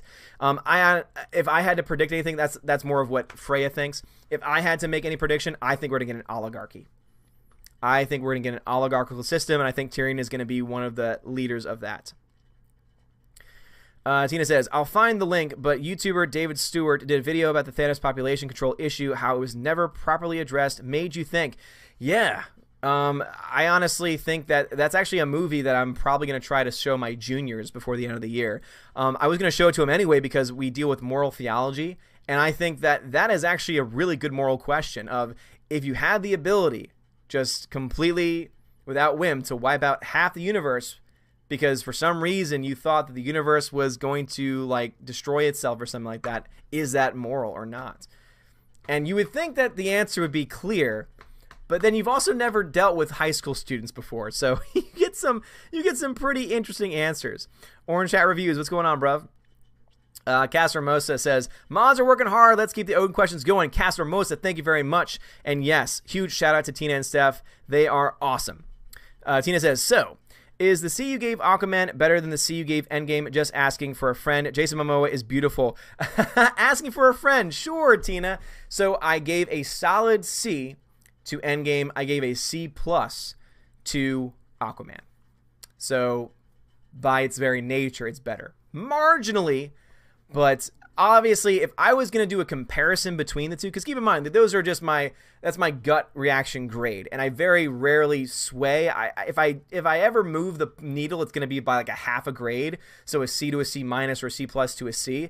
If you wanted me to ever do like a comparison, like an objective comparison between the two, I could do that. Like I could totally do that, and there might be a different ending between the two, because obviously I've seen Aquaman twice, and I've only seen Endgame once. So, but yeah, I think that based on my current thought process, Aquaman does not have this many narrative inconsistencies and problems. It has a lot of other problems, especially with the CGI, but at least it's a little more of a consistent story, I will say. Not nearly as many problems. Eric! Antonio, what's going on? So Marvel can bring in everything else from the comics, but not allowed to just add the A-Force? There's... I know who Rivera is, and Rivera knows that I know who he is, and I see that he's also over on D-Live trolling. So once again, the A-Force is unnecessary. And the reason why is because if the thing you want is equality, guess what you don't do? You don't put everyone of the same gender on the same team and say, look what we got. You don't say, oh my gosh, look how diverse we can put. Oh, let's take all of our female characters and put them on the screen at the same time. Oh my gosh, no. If you want equality, River. River's not happy with me. I bet she has to go outside. So I might have to put a be right back up in a second, guys. Which is very rare. I usually don't have to do that. But no, so Antonio, the reason why it's problematic is because it's being forced.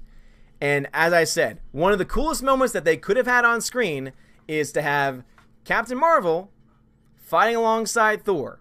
Could you imagine an OP Thor and OP Captain Marvel fighting beside each other as equals? That's a better image. That's why one of the coolest images is Iron Man and his wife fighting alongside each other. Seeing Ant-Man and the Wasp fighting alongside each other. Because then there is an equality amongst them. But just saying, look at all the female characters we have the women. No. I'm sorry. That is identity politics, and that is stupid. Jason Artist says, which organization protects Earth best, S.H.I.E.L.D. or Men in Black? Well, seeing how much the Earth has been destroyed in the MCU, I guess you could argue Men in Black has done a much better job of protecting. Eric Walker, what's going on? Eric says, Nebula had a good character arc. She symbolically killed her old self. Yes, Nebula also had a good one. That's why the two standouts, if I had to choose two standouts, it would be, the top two would be Nebula, and it would be Tony Stark, and then I'd put, obviously I'd put Black Widow up there too, for sure. Super says, but no, at the end of the episode, Jon is being chased by a dragon that breathes blue fire. If both good dragons are still alive, that means the dragon at the end had to be the Night Kings. No, the dragon at the end was the Night Kings. I never said that it wasn't. I was saying that in the the promo for next week's episode, they show both the dragons, the good dragons. No, the dragon at the end gets killed, and that is the evil dragon. That is the Night King's dragon. Mystic Butterfly, thank you very much for the lemon. Corp, thank you for the lemon as well. Laura, thank you for the lemon as well. Because Falcon had the shield in the comics, says Corp. Here's the thing, though. Corp, know your history, dude. So prior to Disney taking over Marvel Comics, you know who Captain America's successor was? Bucky. And it did very well. That variation did very well. I know this because I'm good friends with a good dude named Gary, over on the Nerdrotic channel who actually ran and owned a comic store. So the guy knows his stuff. Comic did very well. He would know. He sold it. And so that is very different than when all of a sudden Disney takes over, and then when Disney decides to replace Captain America, who do they choose? Falcon. Disney obviously has much more of an agenda behind its choices than the general comic book populace. So that's why you can't make that argument, because yeah, it's true, it happens in the comics, but it only happened in the comics after Disney took over. Bucky from the very beginning was the first person to be given the shield, and also even if the comics are taken out of the equation, logically speaking, Bucky makes the most sense to have the shield. What can Falcon do with it?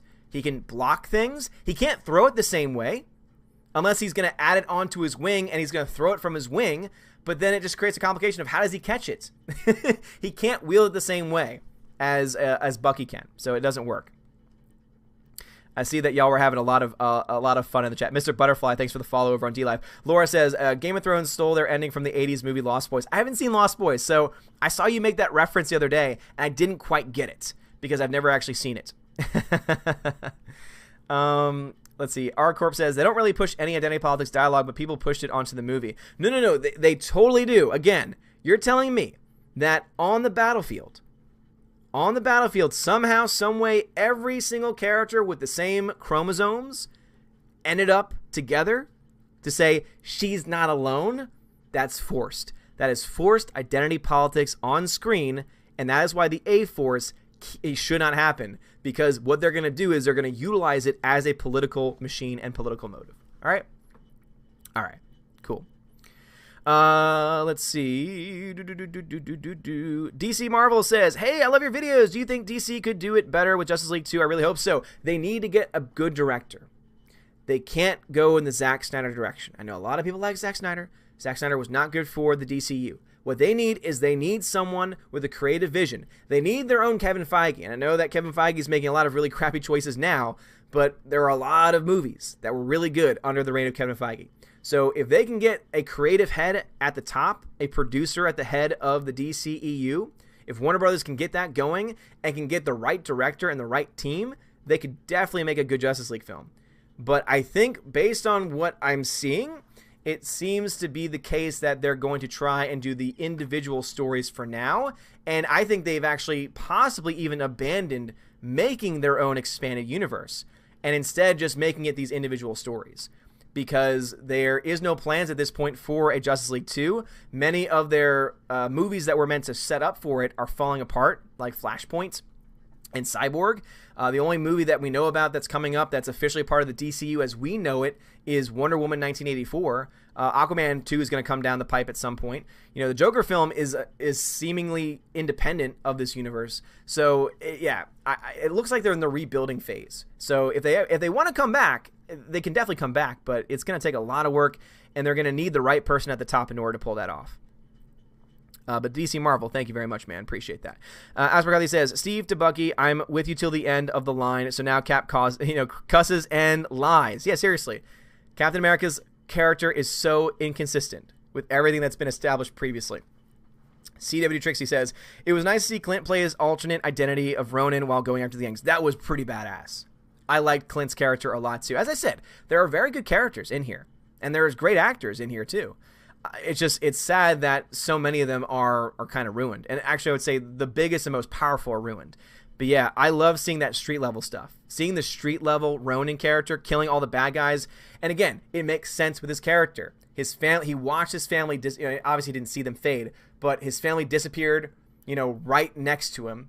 And all of a sudden now he's got to deal with that, and he sees there's still crime going on in the world. And so half the entire universe's population has been wiped out. And what is he left with? People who are killing people, people who are wronging people are still around. But his family, his innocent family is gone. So again, you understand the psychology behind why Ronin does what he does. He's in grief, but also he's using that anti-hero logic of, but I'm only killing bad guys.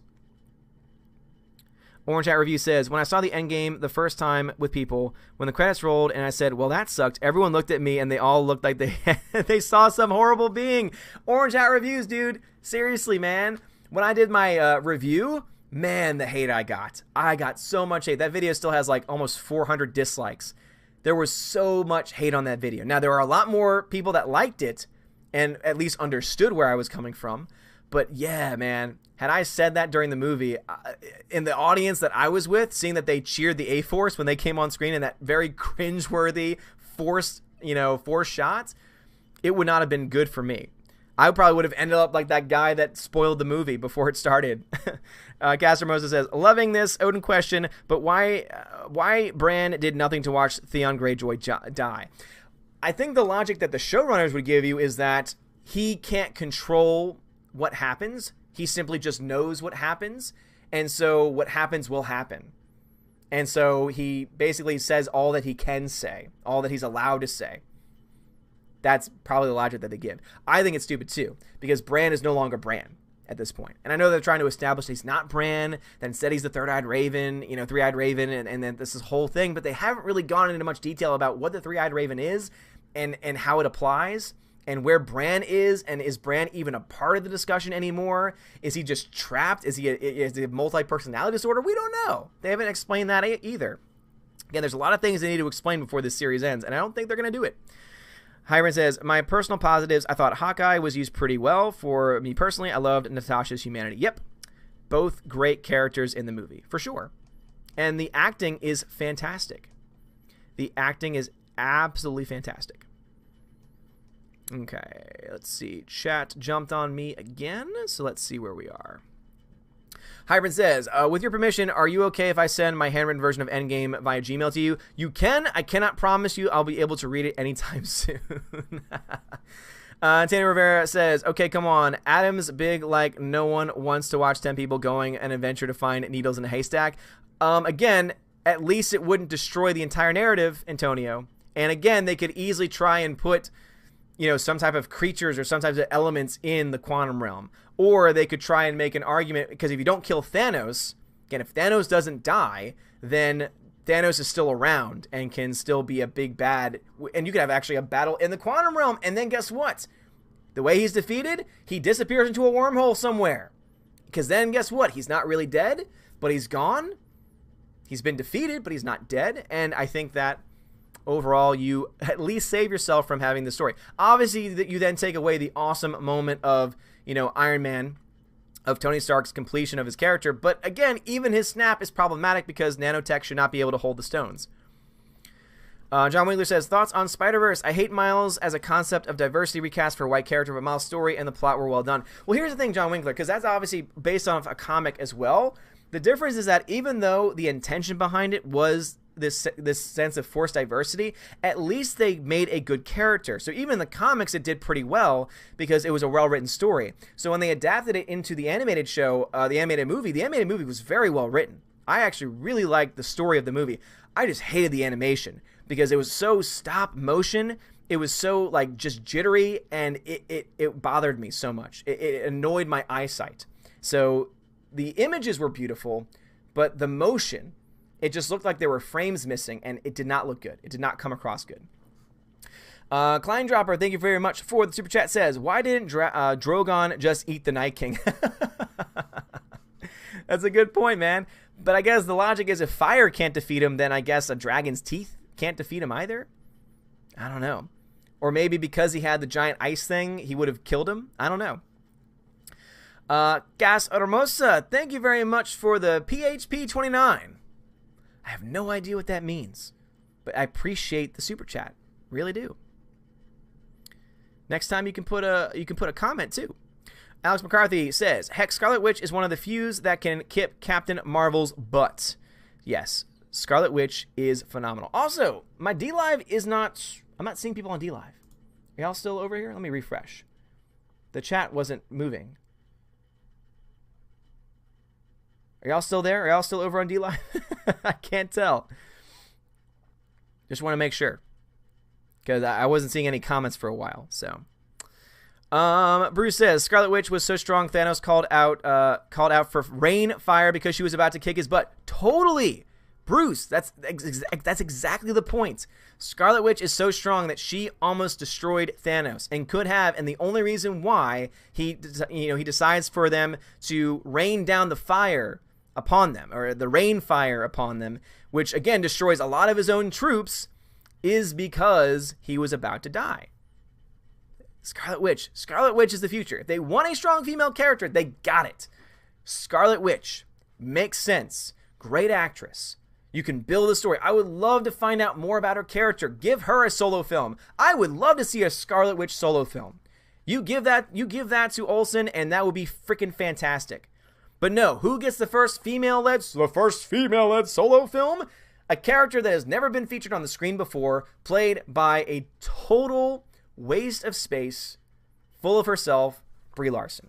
Yep, that makes sense. That's lucid. Orange High Review says, did you see Howard the Duck in Endgame? Wait, he's in it. Oh, wait, I did not. I'm assuming it's in the big battle scene when everyone's coming out of the portals. I'm assuming that's when it happens, but no, I did not. That's interesting, though. Rosetta Allen says, so where are you thinking we should go for superhero movies and comics? Because I'm so over the MCU and DC. Yeah, I can't really help you out much on comics because I'm not a comics dude. If you want to know more about comics, I would recommend Gary Nerdrotic's channel. He can point you in the direction of some good comics going on right now. He actually says, according to him, DC is doing some pretty good work in their comics right now. Marvel is a mess.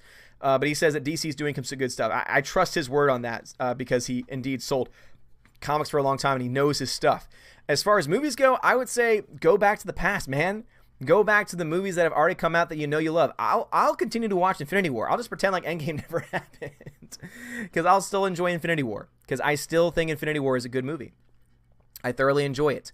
And Doctor Strange is another really good film. I love, obviously, Winter Soldier is probably my favorite of all the movies. I love Hulk, the original Hulk with Edward Norton. I think that's a great film. The original Iron Man. Again, there's Guardians of the Galaxy 1. So many great films. And so I would say continue to watch those. Continue to support the films that are good. We have one comic book film coming out this year that has the potential to be awesome in Joker. I think Joaquin Phoenix is going to knock it out of the park. I really hope the directors and writers don't make that story political like there seems to be an indication that they might. Because if they don't, that could be amazing. That could be a sleeper movie this year. That could be a sleeper box office success story this year if they do it right. JJ says, from a storyline perspective, Bucky is still considered an international terrorist. Yeah. Yes, JJ, but half the entire universe's population has just been wiped out. I'm pretty sure they'll be able to make an exception for him. I'm pretty sure they'll be able to get him exonerated pretty easily after the whole Thanos thing. Not to mention, it still doesn't take away the fact that logically he's the only character that can actually wield the sword. Sorry, the shield. Wield the shield. Eric Walker says, isn't that Cap from the end of Endgame from an alternate timeline, since in the one Cap originally went back to Loki got the Tesseract and escaped, clearly not the MCU past. Yeah, Eric, and that's the biggest problem, is that there's all these questions and there's no answers, because Cap goes back to return all the stones to the proper time, to the proper, from the moment they were taken. Again, that was something that they established with the Ancient One, with Hipster Hulk and the Ancient One. And then he decides to stay in the past, which according to Hulk, according to Hipster Hulk, becomes his present. But then he somehow shows up as an old man in the present, not wearing any of the tech, not wearing the suit or anything. So it's a big hole. And again, a hole doesn't just mean it's bad writing. A hole means that there's something missing. So that's a piece of information that we don't have. And that, when you have so many like they do in Endgame, is going to leave a lot of problems. It's going to leave a lot of problems from a story's perspective. John Early says, Infinity War, Endgame together as a whole are, I guess, true endings to Captain Iron Man's respective trilogies. As convoluted as it is, nobody ever told a studio, keep it simple, stupid. Yeah, that's true, John Early. And yeah, I think that Iron Man's ending is fine. Cap's is not. I do not like Cap's ending. It's just, it doesn't work. There's so many problems with it. Laura says, thought you said we're going to get an Olive Garden, not oligarchy. We're going to get an Olive Garden in here, everybody. We're going to get an Olive Garden. That's how Game of Thrones is going to end. They're going to be building their first Olive Garden. That's going to subvert all of our expectations. All right, my people on D-Live woke up. Let's see. Brad Beer Hunter says, we took a union break. Okay, Brad, I got you. That's okay. You go ahead and take your 15-minute break. All right, you're guaranteed that by the state, so that's fine. Mighty Wolf, thank you for the follow on DLive. Mystic Butterfly, I totally agree with you. Thank you. Klein Dropper, thank you for the follow. Arcorp says, Agricorp says, the real question, what do you think of the War Powers Resolution in 1973? No comment. Really, I have no thoughts. Klein Dropper, DLive search still stinks. Yeah, gotcha. Brad B. Hunter says, yep, why I follow everything, Brad. Appreciate that. Klein Dropper, thank you for the lemon. Klein Dropper says, I've got Lino points, but no idea how many. It should tell you. There should be a little bar that tells you how many you have. But yeah, basically what you do is you watch a stream on DLive, you leave comments once a minute, and you gain cryptocurrency for free. And then you can either hold on to that cryptocurrency, or you can give it away. Give it away now. Laura says, DLive is where it's happening. Damn right, Laura. Mystic Butterfly, I had a huge problem with that too, because you would mess up all the timelines of the Avengers involving Captain America. Exactly, because in logical terms, if you change the past, you change the present. Now, of course, they say that's not what happens. They say, oh no, when you go back to the past, that becomes your future. What? That doesn't make any sense. But here's the thing. If you create an alternate timeline, which seems to be the only way you can even make sense of that, it doesn't make any sense that he lives out his life in his new timeline, but then is somehow there when the timeline is restored. Because remember, the only way that he can return is if the machine is turned on, right? Because remember, he goes away, 5 seconds later, Hipster Hulk says, all right, coming back in 5, 4, 3, 2, 1, doesn't come back. So he can't just show up on his own, because you need to have the machine running. You need to have the quantum realm machine running, and that's not running, and so it's insinuated then that he has lived out his life all the way up until 2023 or whenever year they're in, and shows up on the bench because he knows that's where they'll be. But as you can see, that creates a problem, because that means he's lived in that timeline the entire time, and if he's now changed things, it means that he's now done away with the husband and kids that Peggy Carter had. And also it means that he's changed the timeline, and that's not just going to have a minor impact. As you can see, makes no sense. Doesn't make any sense. Agricorp says, man, I'm trying to study for civics. Well, go study for physics. Civics, man. Go do some work. Laura says, I'm just going to follow Odin, whatever program he's streaming on. Well, Laura, I appreciate that. Thank you. Phonema says, wasn't Bram supposed to be important? He doesn't seem useful. Wait, you mean like Braun? Do you mean Bran or Braun? Bran the kid, or Braun the dude that's friends with, or was friends with, Tyrion? And Phonemo, thank you very much for the 6 lemons, man. I appreciate that. Brad Bierner says, well, Bran is useful if ladders are involved. Oh, isn't useful. That's mean, Brad. That's mean, Brad. He's supposed to be this really badass character called the Three-Eyed Raven, but all he does is sit around and say, my time has not yet come. Oh, you are now here. Oh, you were a good man. It's like, what? Who are you? Laura says, wait, does that mean Peggy Carter's daughter, who he was dating, was his daughter? I think that was her niece. And again, assuming that he's changed the timeline, which is the only thing and the only way you can explain it, even though they say that's not possible, which doesn't make any sense, then that means that relationship that led to her niece being born would not have been possible. I don't know. Again, does not make any sense. Agcorporate says, I am my brother. I clap cheeks on the time. What? Doesn't make any sense. Raven Kid. Yep, seriously, Raven Kid. Klein Dropper. Ew, gross. Cap made out with his daughter. Again, I don't think that was his daughter. I thought that was Peggy Carter's niece. I thought it was established that it was like her great niece or something, which would insinuate that it would be, I don't know. Yeah, again, it's weird at best, and it's stupid at worst. Grandmaster Yoda, we must let Brie make the next MCU film so they can see how badly it will go for Disney. We'll be forced to get us what we wish, because what we get now is a nightmare. Yes, let's go ahead and let Brie Larson direct the next MCU film and see what happens. I dare you. Seriously, Disney, I dare you. I will go opening night to see that movie, so that way I can film everyone's reaction after that film's over. Please. Tina says, thank you for your opinion on explaining your C+. It was a C+? It was a C+, Tina.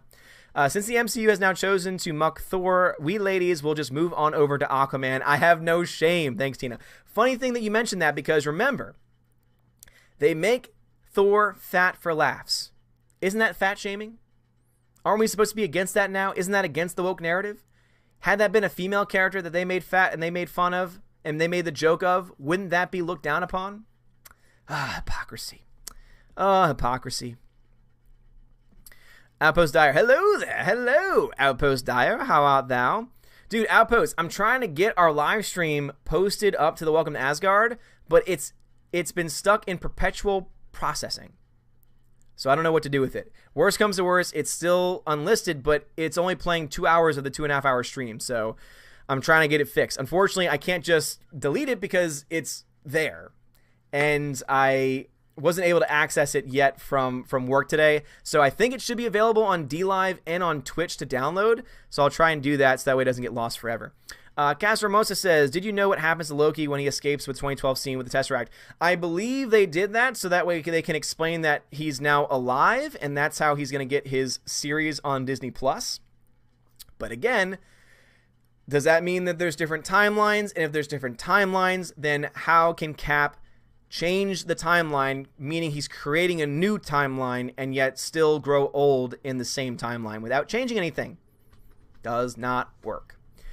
Alex McCarthy, is it just me, or did John look like he was surrounded in dragon fire and didn't get burnt? Well, see, that's what I thought. Like, some people were being critical of him, like, what are you doing? Like, what was he trying to do, just to, like, stand there and to yell at the dragon? I thought it was because he was, like, starting to believe, wait a minute, if I'm a Targaryen, that means I might be, you know, flame resistant, flame repellent or something, and might be unharmed. That was my thought process, at the least, so maybe I missed something. It was kind of dark. It was hard to see. Ooh, Dan Savage said something. I'll have to get my Valkyrie to explain that later. Must have been bad, though. Nicholas Allen says, by Cap staying behind, he didn't try to save Bucky from the Winter Soldier program, and by extension also is responsible for the death of Tony's parents, which Bucky will commit. Nicholas Allen, thank you. Yes, again, timeline issues, timeline concerns. So I'll read that again because it's very important.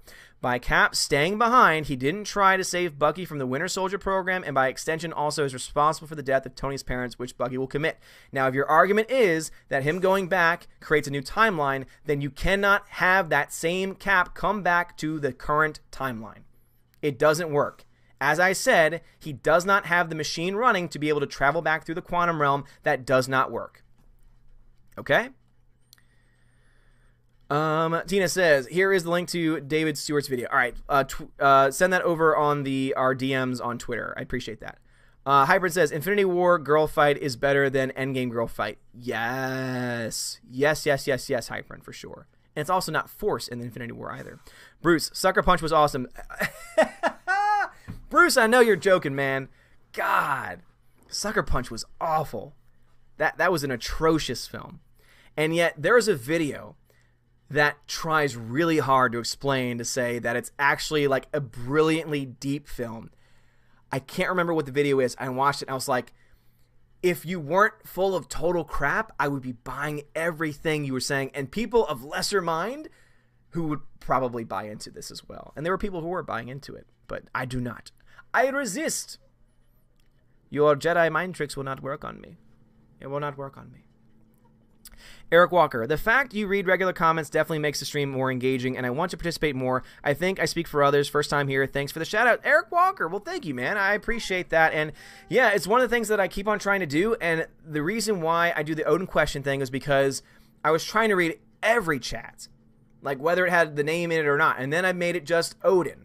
And then everyone was talking Odin even when they weren't talking to me, and so it became chaotic, and so I made it Odin question because then it limits the amount of things that I have to read, which means I can read through more of them, and it also allows for people who actually watch the streams, who know what they're doing, to be able to interact with me more. And so I know it can be a little bit of a hassle on YouTube's end at least, but I think it's a pretty good system overall. So I appreciate that, Eric. Thank you. I try to do the best I can, and I will always try to be able to stay as engaged with the regular chat, because I don't ever want to become just a super chat person. And I'm not trying to go up against anyone that only reads super chats, because sometimes if you have 2,000 people watching, you can't keep up with it. It is too insane.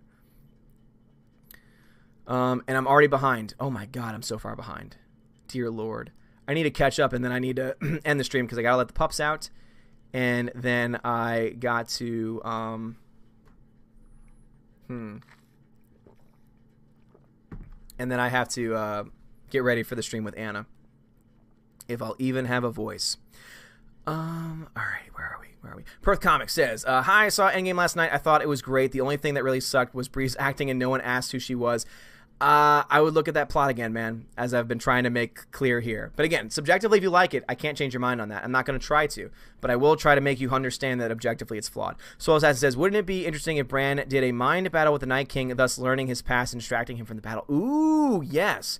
It would be great to learn more about the Night King, and also it means that he wouldn't die in one episode. Eric Walker.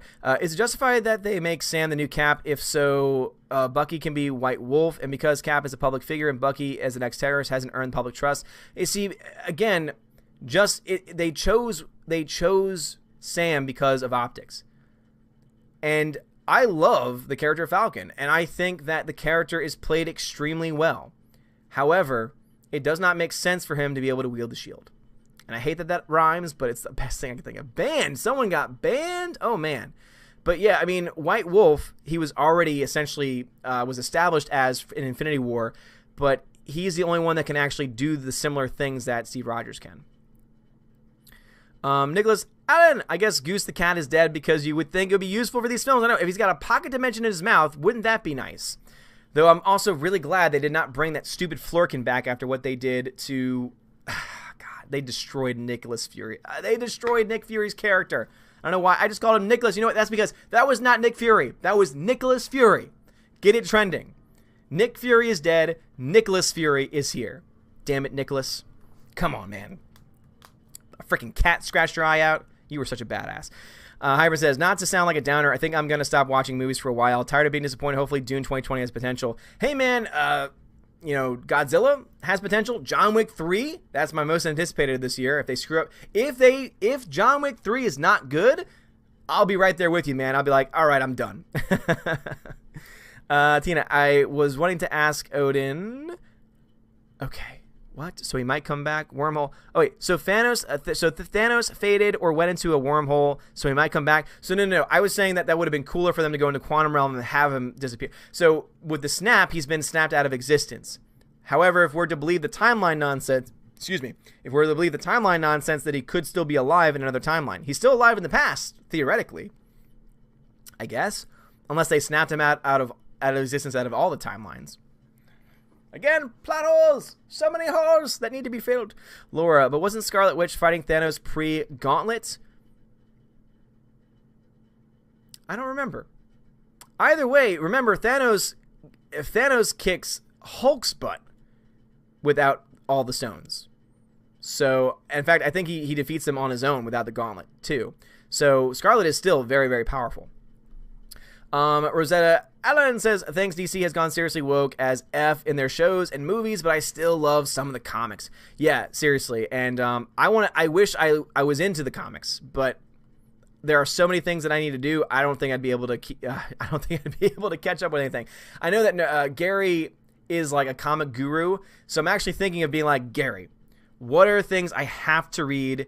What are the best ways for me to learn all of the comic history without actually reading the comics themselves? I know that I'm missing out on something, but as someone with ADD like I am, is there a way, is there a source that I can just read from front to back to know exactly all the things I need to know? Hybrid says, Cap wielding Mjolnir was awesome for me personally. Did you hate it? I thought that was great. I did not have a problem with that at all. Him wielding Mjolnir was great.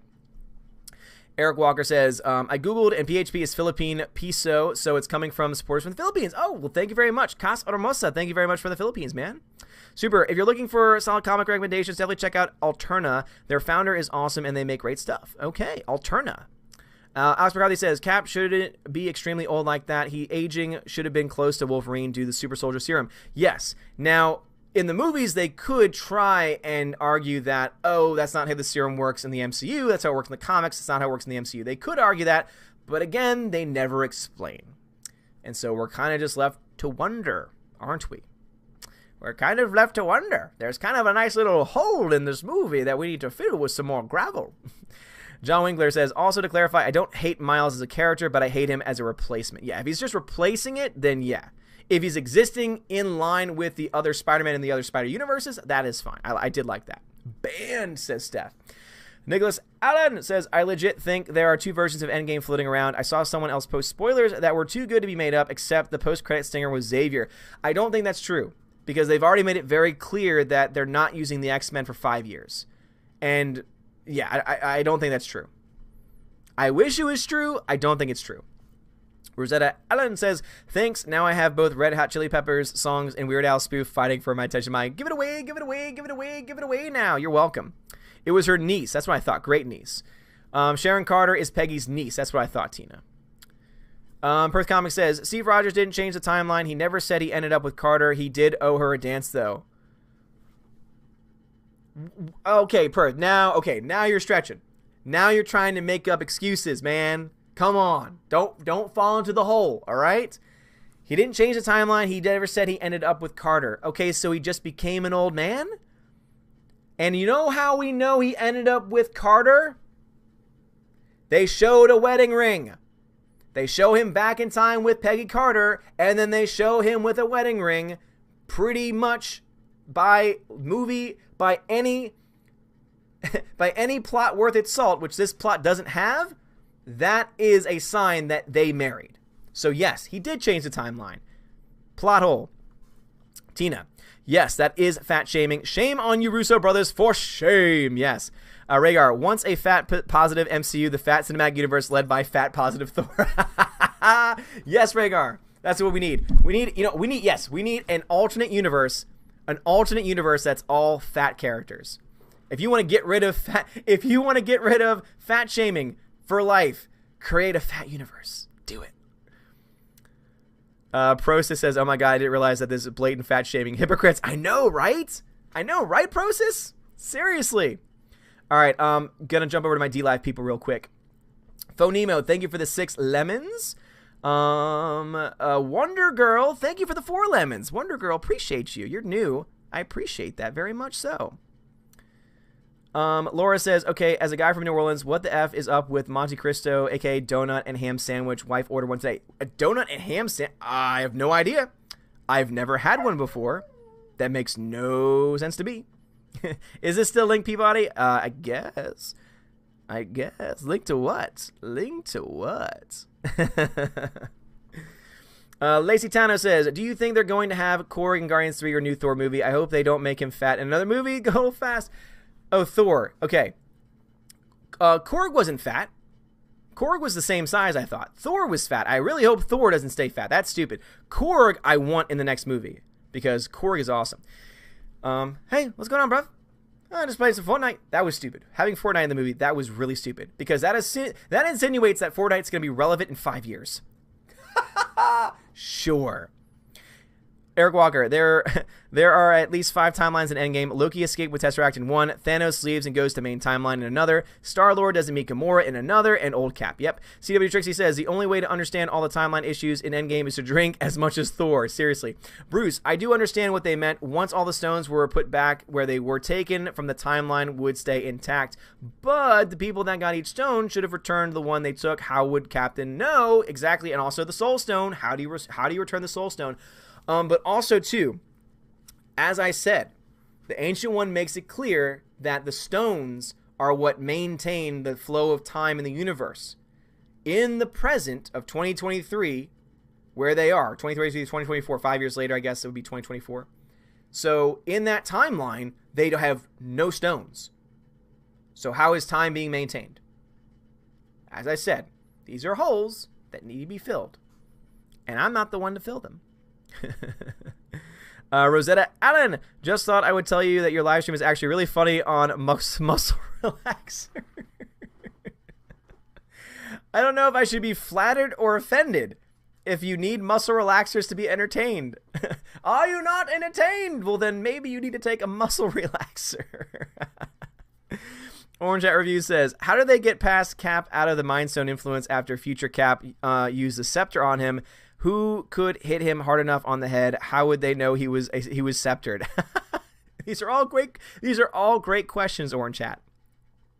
Gannison, hail to you, good sir. All right, I got to start wrapping the stream up soon. Bruce, The Watchmen was awesome. Watchmen was fine. It does not age well. I'm just saying. Watch it again, man. That's all I'm saying. It does not age well. Eric Hog Gaming, it seems like the Russos did their best to minimize Captain Marvel's on screen time, and they did, but then they created another problem because she became a Deus Ex Machina. And, yeah. It became just another problem. Prosa says, I never knew that you watched Game of Thrones so much I would have talked about before. We got to talk later about the last episode. Had lots of... Oh, yeah. Objectively, it's a very, very, very flawed issues process. So, for sure. Gannon says, Endgame was great, but I see your point. Again, subjectively, you can still enjoy it. But objectively, you've got to admit there are major problems. Grandmaster Yoda says, do you still think Episode 9 can do $1 billion? Barely. 850 to 1.1 is my current range. I don't believe that for a second. It's no hype now. Yeah, again, I think that it's going to be very hard. Bruce, John Wick 3 will be good. You just can't think. I hope it better be good. If they ruin that somehow, Halle Berry's in it, and Halle Berry ruins movies. I'm just saying, she ruins movies. She can ruin anything, all right? So don't fall into the curse of Halle Berry. Let's see, MB Tant, thank you very much for subscribing. Rhaegar Targaryen says, John Wick 3 does have Halle Berry. Yes, this is my point. In it, not to make you worry, of course. Though that is the only reason why I'm worried. Gannison, please make Avatar debate with Anna. I love to watch. We're talking about Endgame tonight. We're not going to do that debate because she'll get very, very mad. Moons of Madness, did Odin say why no streams? Because Twitch will not allow me to stream somewhere else at the same time. And if they find out I did even last night do that, I can get into, or whatever the last time I did it, apparently I can get into some trouble with that. And so I'm not going to be streaming there while I'm streaming elsewhere. So I'm going to try and do some Twitch-only streams once that audience gets built up a little bit. Lupus says, did you think Glass was good? I liked Glass for the most part. I hated the ending. Bruce, given what's to come with the MCU, I think. Yeah. Hyperin says, thank you for this wonderful stream. I appreciate you. Gannison, Avatar debate with Anna. It would make some awesome popcorn debate. It would. Nicholas Allen, me calling Cap's death has become like that running joke in Hot Tub Time Machine. I thought it would finally happen, and I was wrong again. Yeah, seriously. I enjoyed, Beer Belly Thor, Perth, was funny for 5 seconds, and then they totally undermined his character. Also, keep in mind, they took the strongest characters, Thor and Hulk, and emasculated them. Conspiracy? No, I think that it was done on purpose. It's definitely done on purpose. All right. I'll need to try to stop. Not doing that debate tonight. Eric Walker, my headcanon is that the stones are like the Green Lantern rings, not controlling the universe, just channeling, concentrating fundamental force or something too optimistic. Again, man, if that's what you need to get through, then you do what you gotta do, boo. Bruce, I missed it. When will you be on with Anna? I'm going to be on with Anna in about 19 minutes, actually. So I'm going to end this stream. Let my dogs outside, and then drink some water, and then we're gonna jump on her channel in about 19 minutes. A-Force is coming with Bria's director. I dare them. Please make that happen. Oh boy, everyone's loving my fat stuff over on DLive. I didn't eat it. Look crazy. I want to be fat. I want to be fat Iron Man, says Laura. Peabody says, fat shaming. I'm lucky if I hold down what I eat. I call fat blob. Fat Iron Man would need stronger jets. Yes, he would. Klein driver, I hate time travel stuff. Me too. That sounded dirty, Odin. Did it? Whole feeling time. Oh, Brad, get out of here with that nonsense. Xenophone, thanks for the follow. Laura Story says, okay, you have never had boiled peanuts or a Monte Cristo sandwich. Are you really a NOLA? I am, but I do not die. I am not a NOLA person. So, Flair TV, thank you for the follow. Alan, Avatar is cancer. I wouldn't go that far. It's not good, but not that far. Rogue, he turned out as a badass when they turned him into a Viking look, though. Kind of Rogue, but not really. Can an Asgardian get fat? Isn't he a god? Well, remember his friends. One of his friends in Thor 1 was fat. So, who let the dogs out? Who? Bad Hammy says, are you using Tidy Labs? I am using Tidy Labs. Has it not been popping up for you guys? It must be down. I must have to refresh it or something. So I am using Tidy Labs. It must not have been popping up. I'm sorry, guys. So sorry on DLive if you've been donating and stuff. I'm so sorry. I'll give y'all a shout out in a second. All right, so let me go ahead and shout out my patrons real quick before I forget, so that way I can get ready for the Anna stream. So huge shout out to all my patrons: A Grey Jedi, Adam Shawhan, Albertus, Magnus, Aman Yosef Marcos, Brian P, Darkstar57, Delete System 32, Dion, Edward Coleman, Enrique Evangelista, Entertainment Hacker, Frank the Tank and the Shawhan Wiener Dog Clan, Harold Francis, the Hunky Chunky Funky Monkey, Inflamed Wood, It's a Trap Productions, Jason Clark, Jeffrey Toon, Jonathan, Jerem Beck, Laura Story, Matthew Cadis, Mr. Peabody and his evil twin, Outpost Dire, Perpetual Punster, Projar Sarif, Proper Jeremy or Proper Ginevra, Shenglong, Sir Lancelato, Theodora, the K-Man, the DJD Show, those two ball guys, Tina B, and Wolfgang Lounge. Thank you for being my patrons. You're amazing and beautiful people. Guys, it is indeed the 29th of April, so if you want to or need to change any of your patronage amounts, make sure you do so before the 1st of May. That is when the next charge will go out. Also, this list, of course, will update as of May 1st, and so if you have listed yourself on Patreon, don't worry, I have seen you, but until it processes on May 1st or May 2nd is when I'll officially update the list, because normally it takes about a couple days. I'll update the list. I think there's a couple people coming off, few people coming on, and if you want to check that out, check out my Patreon page. You can find the links to it in the description of this video. And also I have a subscribe star too, and you have the same tier options, because I know some people don't like Patreon, so you can check out my subscribe star too if you so wish to. And again, just you being here, subscribing, liking, commenting is awesome, and I appreciate it. Travis Adderley, thank you very much for subscribing to the channel. Bless you. Alex McCarthy, Gannison, bless you as well. And let's see over in D-Live, Ty Labs, don't see it. Oh no, I'm so sorry, I'm so sorry that Ty Labs is not working. So let me give a shout out to Flare TV, Xenophone for the follow, Wonder Girl for the 4 lemons, Phonemo for the 6 lemons, Klein Dropper for the 1 lemon, Klein Dropper Mighty Wolf for the follow, Mystic Butterfly for the lemon, Ardcorp for the lemon, Laura Story for the 2 lemons, Mystic Butterfly for the follow, Laura for the 3 lemons, and that's as far as I can go up in the chat. So huge shout out to everyone that donated over on D-Live. Thank you so much for supporting me over there. Seriously, I'm about 75, I think, away from being partnered over there on D-Live, which is exciting, because it's cryptocurrency, and it is the future. So if you have not followed me over on D-Live yet, think about it. Brad says the stream looks better, sounds better, doesn't have as many issues. And as you can see, I try and give everyone as equal amount of time as I possibly can. So guys, thank you all so much for watching the stream. Please go check out That Star Wars Girl. That is the name of the channel, That Star Wars Girl. That is where I will be on in about 15 minutes with Anna, and we're going to continue this conversation to talk more about Endgame. She is like me. She did not like the movie, so I can't wait to hear her perspective on why she didn't like the movie, and I'm sure it's going to be a fun time. And if you want to really annoy her, fill the chat with sorries and fill the chat with Avatar sucks. And also comments about, oh my goodness, why am I blanking out on the movie she also loves that's not that good? Shape of Water. Talk about The Shape of Water too. It'll be funny. Anyway, Kleinjobber says, video quality is great on D-Live. Awesome. Rogue Work says, good work. Thank you. Thank you, Rogue. Appreciate it. All right, guys. You are all amazing and beautiful people. Have a wonderful day. The hounds must be released. Love you all.